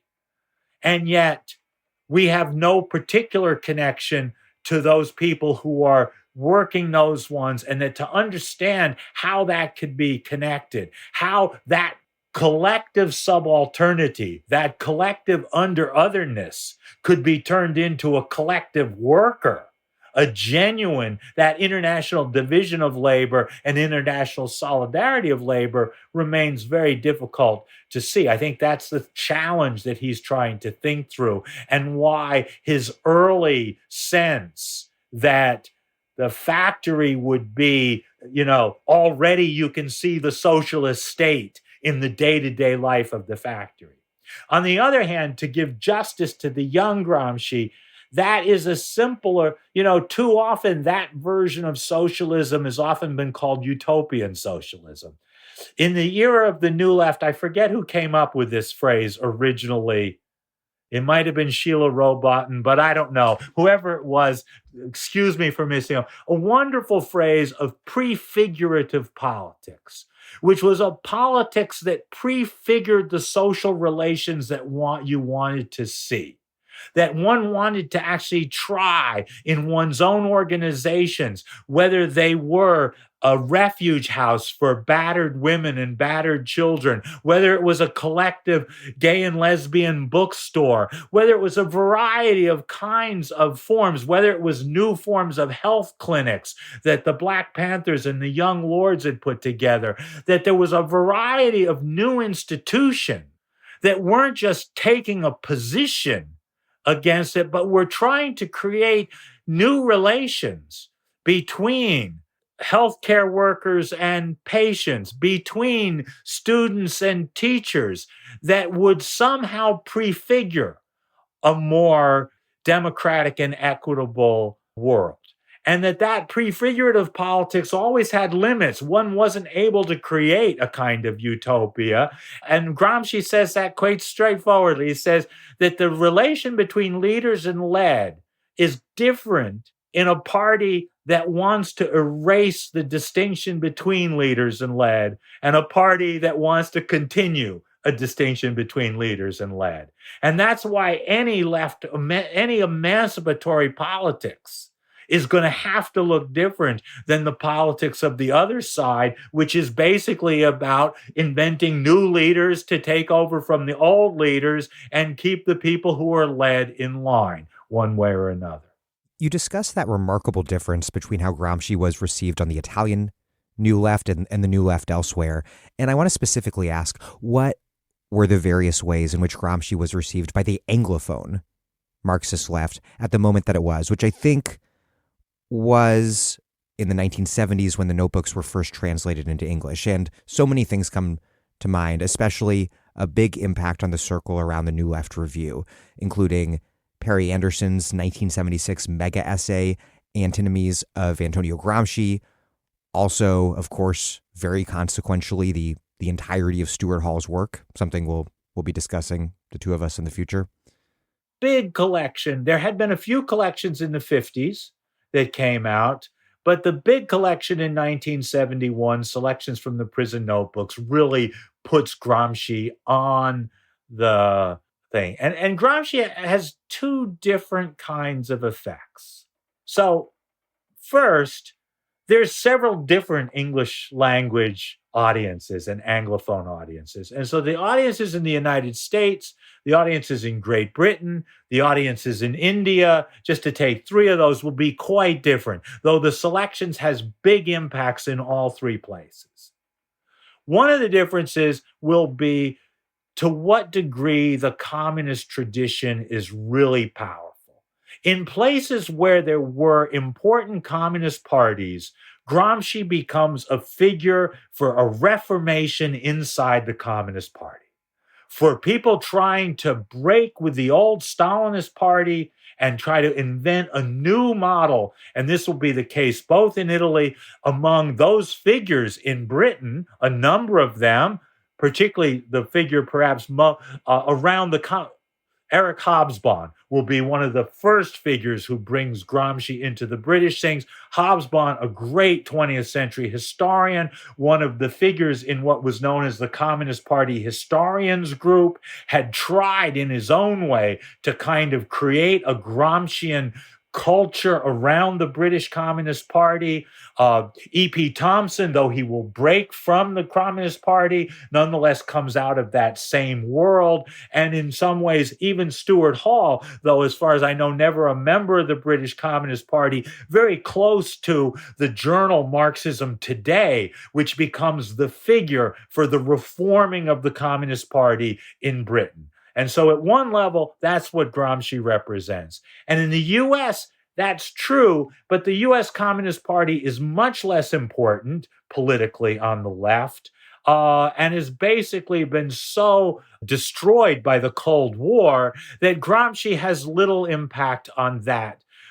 There's a little bit among certain Italian-American communists, particularly the figure of the historian Eugene Genovese, who will be an important thing.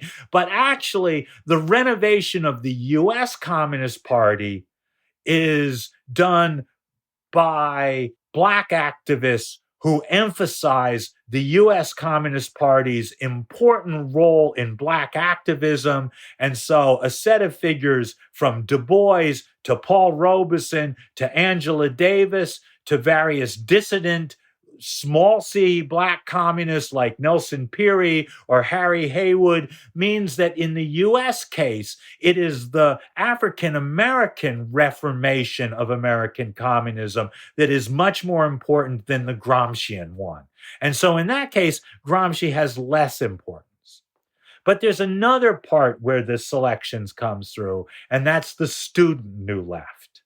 One of the curious things about the selections in English is it puts the sections on intellectuals and education up front. Those are the first parts of the book. And it's very odd because I never teach the book that way, because you can't start by trying to understand Gramsci on intellectuals and Gramsci on education, and not until you get 400 pages in to figure out Gramsci's basic arguments about thought and common sense and philosophy. It's kind of weird, but the effect of that was it spoke very powerfully to the student New Left in North America and in Britain, because all of a sudden here you had someone who was actually theorizing from a left Marxist position, the very specific position of the education system, of the forming of intellectuals, of the creation of organic intellectuals that became really important. And so figures of and in that sense, I would say the New Left Review of the 1960s is very much a journal of the student New Left. Indeed, one of their early anthologies that they put out that Anderson and Robin Blackburn put together and Alex Coburn, I think, is called Student Power, and are very affiliated to the Paris uprisings of students in 1968, the Columbia uprising in New York by students. And so I think there's a way in which Gramsci is read as a kind of figure for a student New Left, particularly in Britain and in North America. To get a little deeper into one aspect of that last answer, what was Eurocommunism?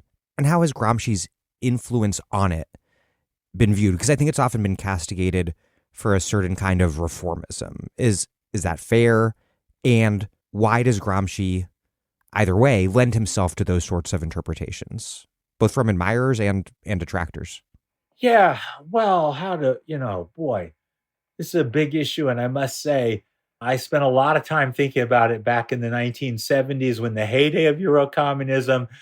Let's see if I can summarize it for this moment. I think that basically Eurocommunism is the moment in the 60s and 70s when the communist parties are realizing that they have to establish themselves as legitimate actors in a competitive parliamentary system if they want to remain as mass parties, rather than tie themselves to the Leninist hope as it was seen at that moment, a Leninist hope of overthrowing the state. That one actually wanted to be elected to state power, not overthrow the state. And as a result, in the French party, and there's a battle inside all of the parties about whether to stay with the old version or to move to the new version. And Gramsci will be taken as the figure for the move toward a more parliamentary road, and actually and doing battles in civil society. And that the Italian party will be seen as the one communist party that had moved in that direction earlier than the French party or the other parties in Western Europe. And for the most part, that comes to its climax, which was a tremendously hopeful moment. It's hard not to see this in retrospect, in the tremendous victory by François Mitterrand in, I believe, 1981, where putting together, healing the divide between the French socialists and the French communists to put together a united front and winning the election in 1981. And at the time, it was conceivable that Mitterrand's election was as much a promise of the future as Reagan and Thatcher's elections in Britain and America were. Now, in retrospect, we know that Reagan and Thatcher were the future of the next couple of decades. And the Mitterrand Euro-communist, Euro-socialist thing fell apart very quickly. In fact, at the time, the American socialist Michael Harrington wrote a wonderful account of basically the capital strike. International capital pulled their money out, disinvested from France, and basically said, you cannot create a French socialism on your own, or else we will put France under. And as a result, Mitterrand immediately walked back almost necessarily in order not to crash the French economy. And pretty quickly, Mitterrand ended up looking, by the end of his probably 2 terms in office, looking a lot like the Clinton-Blair type of social democracy. But that was, in some ways, it's a kind of ideologism to criticize those social democrats for the failure of their imagination, when in fact the situation that they were actually defeated, that it was a kind of compromise, that Mitterrand's original hope was actually more a kind of hope of fulfilling the hopes of 1968 in 1981, rather than being the pallbearer of the hopes of 1968 by the end of that. And so that's why, for me, the moment of Gramsci's greatest popularity clearly was in the 70s and 80s, when the idea of a reform, of a socialism that was left of social democracy and a communism that was not the old Stalinist thing could come together. Some people called it Euro-socialism, some called it Euro-communism. In Donald Sassoon's great 1,000-page history, 100 years of European socialism, he sees that moment in 1978-79 as the moment of the highest success of European socialism and communism, but also the moment when it then loses very quickly to the forces of neoliberal capital and the new kind of hegemony that Reagan and Thatcher represent in the early 80s. More recently, what have theorists of left populism like Ernesto Laclau and Chantal Mouffe drawn from Gramsci? And then what sort of politics, most notably but not exclusively Podemos in Spain, what sort of politics did their Gramscianism make for? And maybe then how did that compare to the Euro-communist experience? It depends what you mean by populism. The difficulties that I have with the Laclau and Mouffe versions of taking up Gramsci is that they tied Gramsci's thought with a kind of specifically postmodern attention to the politics of discourse, and indeed discourse as politics. And then as a result, and you see this as early as Laclau's, I think, first book on politics and ideology in Marxist theory, of a sense that populism is a politics that creates an ideological alliance around the people against the power block. And as a result, it can go in a lot of different ways, because one can articulate the power block in different ways and one can articulate the people in different ways. But in some sense, their argument, which is a very powerful argument, is that in modern societies, and particularly in parliamentary electoral societies, whether or not they are democratic, but they actually have the institution of elections, you can't win elections by being against the people. If you want to win an election, you actually have to say you're on the side of the people. And so as a result, that a kind of discourse, and there's a powerful and really interesting argument by Adam Przeworski about what happens to a labor party, that if indeed you are actually announcing that your party is the party of workers and the party, say, of industrial workers, at a point where industrial workers are only 20% of the population, it's very difficult to hold on to a labor or worker identity and win a majority of the people. And so to actually have a people's identity, to be the 99% rather than the 1%, is a majoritarian strategy in electoral systems that require majorities.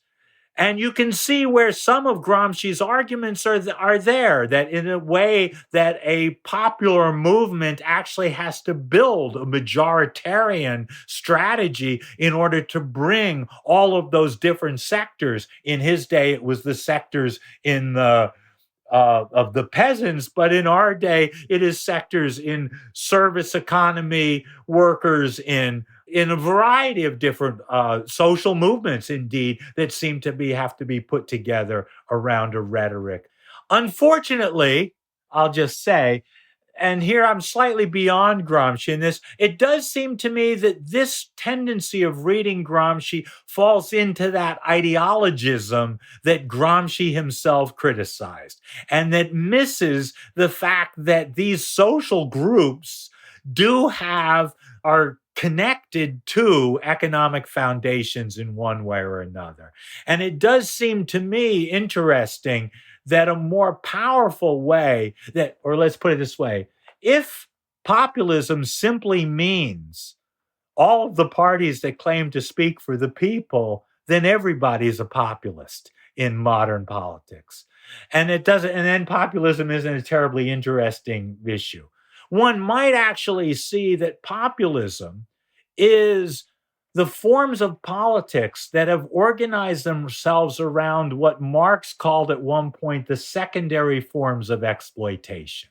If wages were, in his sense, the primary form of exploitation, the various cuts that are taken out of your paycheck, taxes, rent, insurance, interest on loans, are the secondary forms of exploitation. And populist parties have often been parties that have organized around these other forms. Tax cutting parties like the Tea Party themselves, whether on the left or the right, parties around rent, both parties on the left of tenants organizations and rent strike type parties, and on the right, parties about mortgage interest rates or about keeping up property values by not in my backyard, or parties around interest, struggles against bankers that put banks at that and put credits. Again, could be the left, those tremendous battles over student loans, or it could be the right, anti-Semitic attacks on bankers as a kind of international Jewish conspiracy or whatever.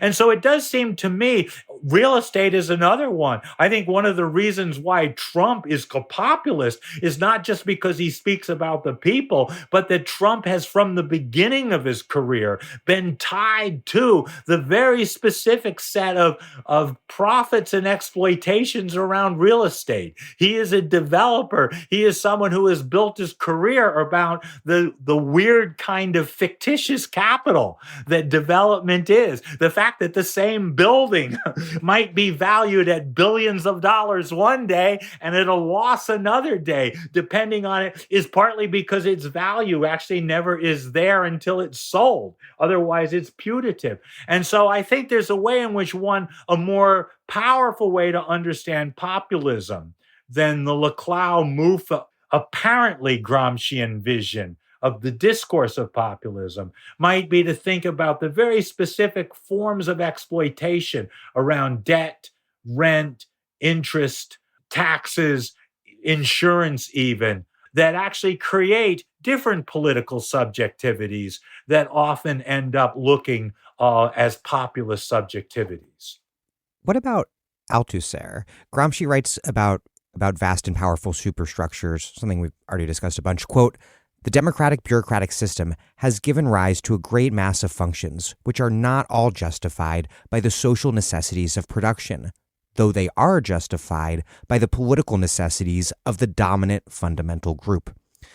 This is an idea later picked up by Althusser with his argument about the critical role of what he calls ideological state apparatuses, churches, newspapers, television, schools, whatever, the role that they play in reproducing the relations of production in society. How does Althusser draw on Gramsci, and where does he innovate or contradict?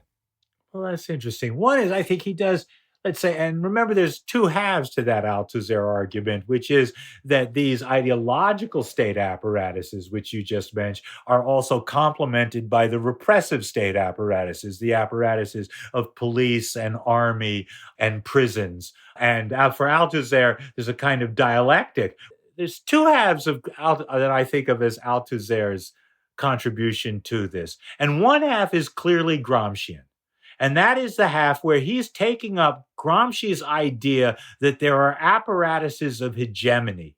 And even Gramsci's discussions at various points that some of them are more coercive and some of them are more consensual, and is then developing it into this model of repressive state apparatuses and ideological state apparatuses. And like Gramsci, he takes the state as a kind of wide thing that includes a whole bunch of private civil society entities. And so that the press would be a state apparatus, even though in some countries there is a state broadcasting system, and in other countries there are private journalistic corporations. And so in that part, I think Althusser is actually a good example of elements of that new left and the student-associated new left who really used Gramsci to rethink the complexity of the structures of developed capitalist states.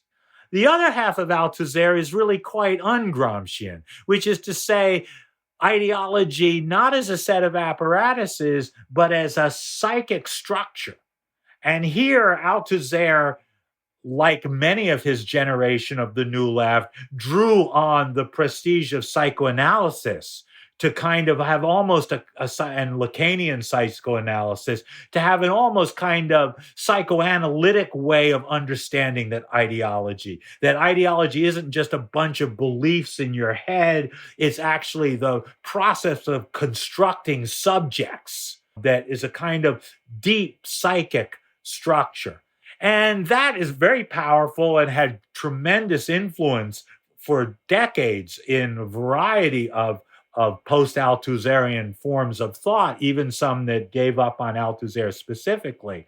But I think that's actually a long way from Gramsci. And there's another moment that Gramsci seems to a 21st century mind untouched pretty much by the Freudian and psychoanalytic rethinking of the complexities of the psyche. That Gramsci's sense of consciousness is still is a kind of, it may be a contradictory consciousness, but it's not one that is compromised by deep libidinal fantasies or anxieties or things. And so I think that's another thing that certainly the people who are deeply influenced by attempts to put Marxism and feminism together with psychoanalysis, I think feel Gramsci is lacking, and rightly feel Gramsci is lacking in that way. And Gramsci looks more like a 19th century pre-Freudian figure than a 20th century post-Freudian figure. In recent years, a number of socialist thinkers have picked up where Gramsci left off, and I'm particularly thinking of Gabriel Wynant's work on emergent forms of class composition and what sort of coalitional possibilities they hold out. The old markers of mass heterogeneity, popular heterogeneity, the peasantry, for instance, no longer exist in the way that they did, particularly in places like the United States. But this country now does have a massive and internally diverse professional managerial class, variegated ranks of service workers, varying relationships to assets, particularly home ownership amongst working class people. There are so many marks of contradictory differentiation. What resources would Gramsci have for thinking about this motley class composition, and what sorts of working class coalitions might his thinking help us think through developing under present conditions? I think he puts us on our own and has us do work like what Gabe has done, which is to actually try to understand the relation of the organic, in the case of the next shift, that long shift of Pittsburgh from being a steel town to Pittsburgh being a hospital town, a long kind of organic shift. And at the same time, at various stages in that, the different conjunctural political battles that took place, the way in which that is lived, not just as different kinds of occupations, but as he finds out in his various interviews, even in the shift in the same families, as the next generation takes different kinds of jobs than their parents did, or people who have moved from other places into a city that had been seen as a dying city in the early part of, as that book stretches from the 1950s to the present, to a city which is seen now as a kind of growing city in many kinds of ways. I think Gramsci is the two things that he's useful on. One is to actually, and even I have to remind myself of this, I've used this word too often as workers, to remember that one of the usefulnesses of the subaltern, of the under others, is to break up our own reified notions of who counts as workers, who counts as these different jobs. That in some sense, that the first step, he says, in looking at any social movement is to figure out who are the composition of the people who make up this thing, and not to assume in advance that you know that composition. Because that, just figuring out the composition of different social groups and social movements is a crucial one. Where those lines are drawn, one exactly the question between the line between homeowners and renters. I've seen someone once wrote that the basic line in the U.S. is between those who can get a credit card and those who can't get a credit card. That kind of credit worthiness is actually, in a sense, that the credit card becomes a signal of a certain kind of form of exploitation and hierarchy. I'm more invested in a continually renovated left emancipatory analysis than I am in it being called Gramscian. And that I think that anyone trying to do that, and you could ask Gabe for himself of that, but it's unlikely that one will find Gramscian thinking necessarily from people who define themselves as Gramscians. But that as one is thinking through the particularities of different struggles, one of the things that Gramsci does say to us again and again is you can't take the characters of the struggle for granted in that kind of ways, that even the social groups are formed in the process of political struggles, and that the parties, though it seems as if the Republican Party is the same thing as the party that was founded back in 1860, and that the Democratic Party goes back to Jackson and Jefferson, and that Yale University goes back to the 1600s, that none of these corporate names are real, that actually there are organic and conjunctural transformations that would mean that, and he says this straightforwardly when he says, very interestingly, there's a tremendous passage where he says, what would it mean to write the history of a political party? And it says, well, first, you can't just take that it was always there. And it's not like you could just go to the founders of that party. Oh, read Jefferson and Jackson, read Lincoln, and that you would know that or whatever. You would have to figure out what are that, because that would just give you the figures of the ideology of the party. And he's thinking about that for Marxist parties as well. Just reading Marx is not going to give you, just reading Gramsci is. Who are the people who actually identify with that party, who become the mass constituency of that reshape that party? If indeed one of those parties that had been the party of communism becomes a party of social democratic liberalism, that isn't just a story of decline. That's a story that has to be understood. Why did those people who actually had to respond to constituents, who had to get elected, why did they make those decisions?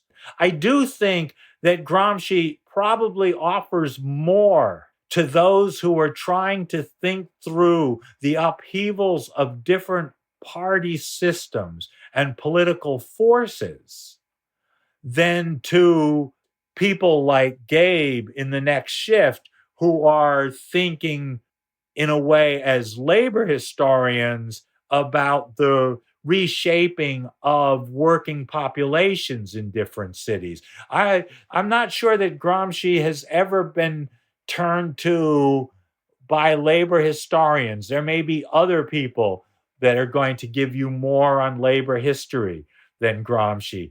Gramsci, I think, because of his own position as a party activist and leader, pushed those questions of the party and the state more than he pushed the questions of, even though he has some interesting stuff about Fordism, he's not necessarily the person who knew most the forms of technical transformation in the labor process. That still, one would be better off looking at Harry Braverman's Great Labor and Monopoly Capital, which still gives us much more about how a society built around banging metal turned into a society of pushing paper, how a world of factories turned into a world of offices. And for us to think about how that world of paper and offices has turned into a different kind of world.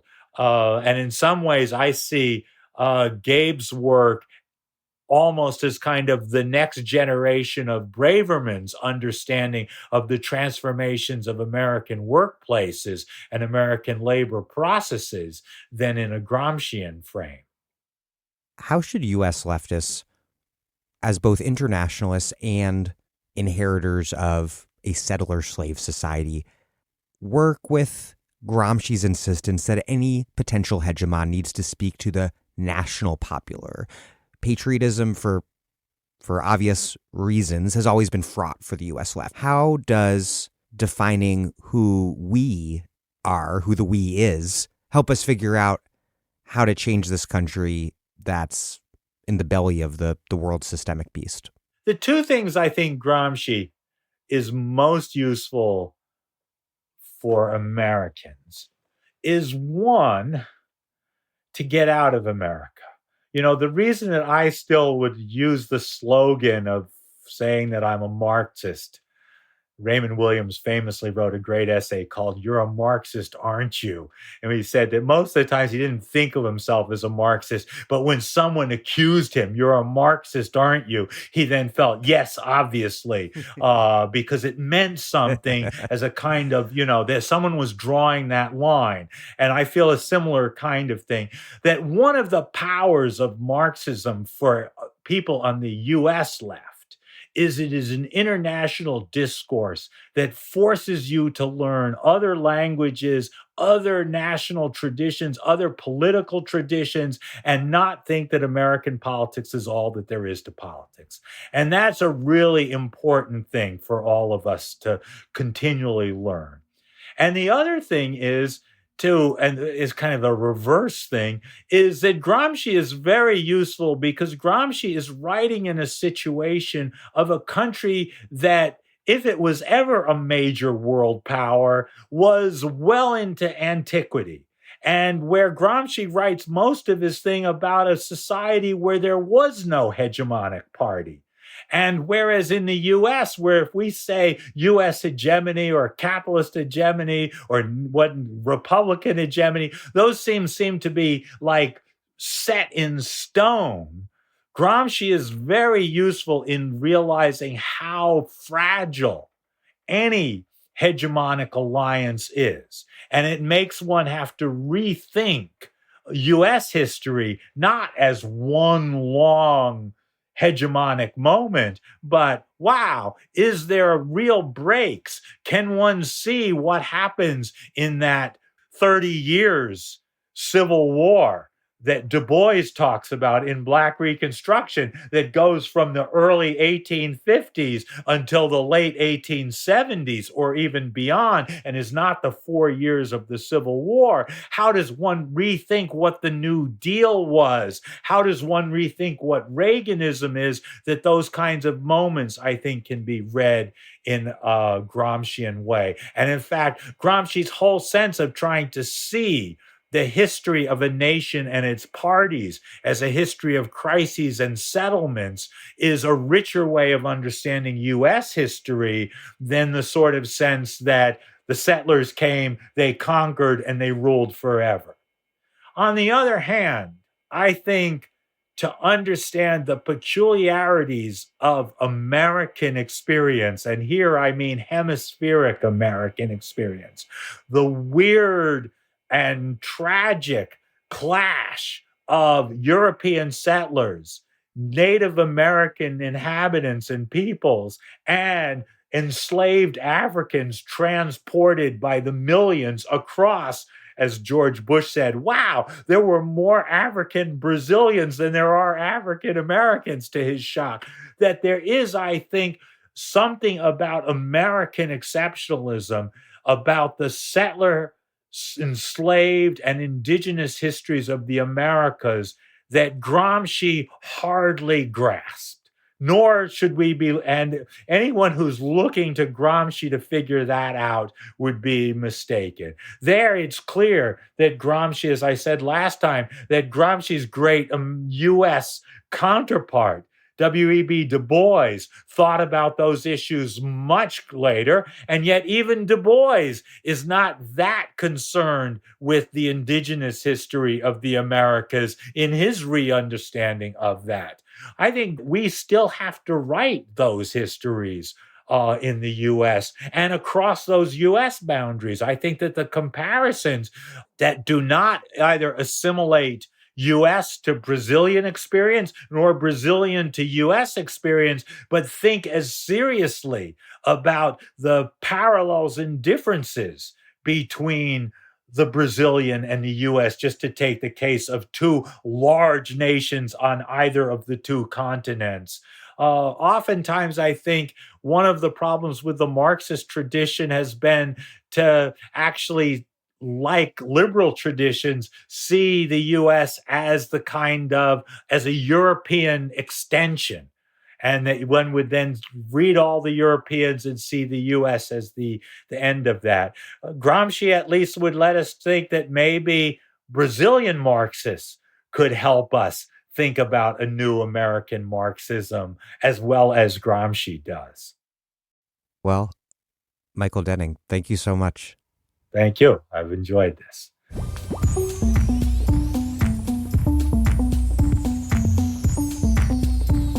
This was the second and final part of my interview with Michael Denning on Antonio Gramsci. Michael Denning is a professor in the American Studies program and the program in Ethnicity, Race, and Migration at Yale University, and coordinates the Yale Working Group on Globalization and Culture.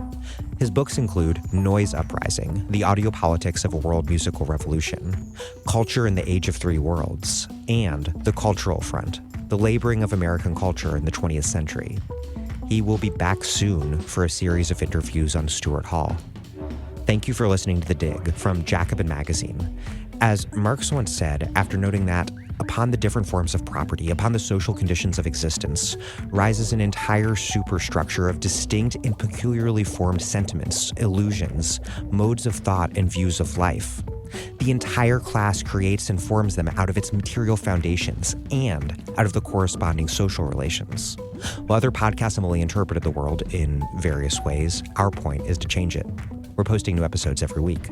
The Dig was produced by Alex Lewis. Our associate producer is Jackson Roach.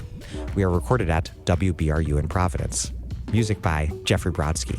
Our communications coordinators are Tamuz Frankel and Sylvia Atwood. Our senior advisors are Thea Riafrancos and Ben Mabey. Check out our vast archives at thedigradio.com. Follow us on Twitter at thedigradio, and please do find us wherever you get podcasts and subscribe. If you're on iTunes, please also rate and review us. So those reviews help introduce us to new listeners. But what really does that is you telling your friends about the podcast. Please make propaganda for us. And do find us at patreon.com and make a monthly contribution to keep this operation up and running strong. Even a few bucks a month is huge.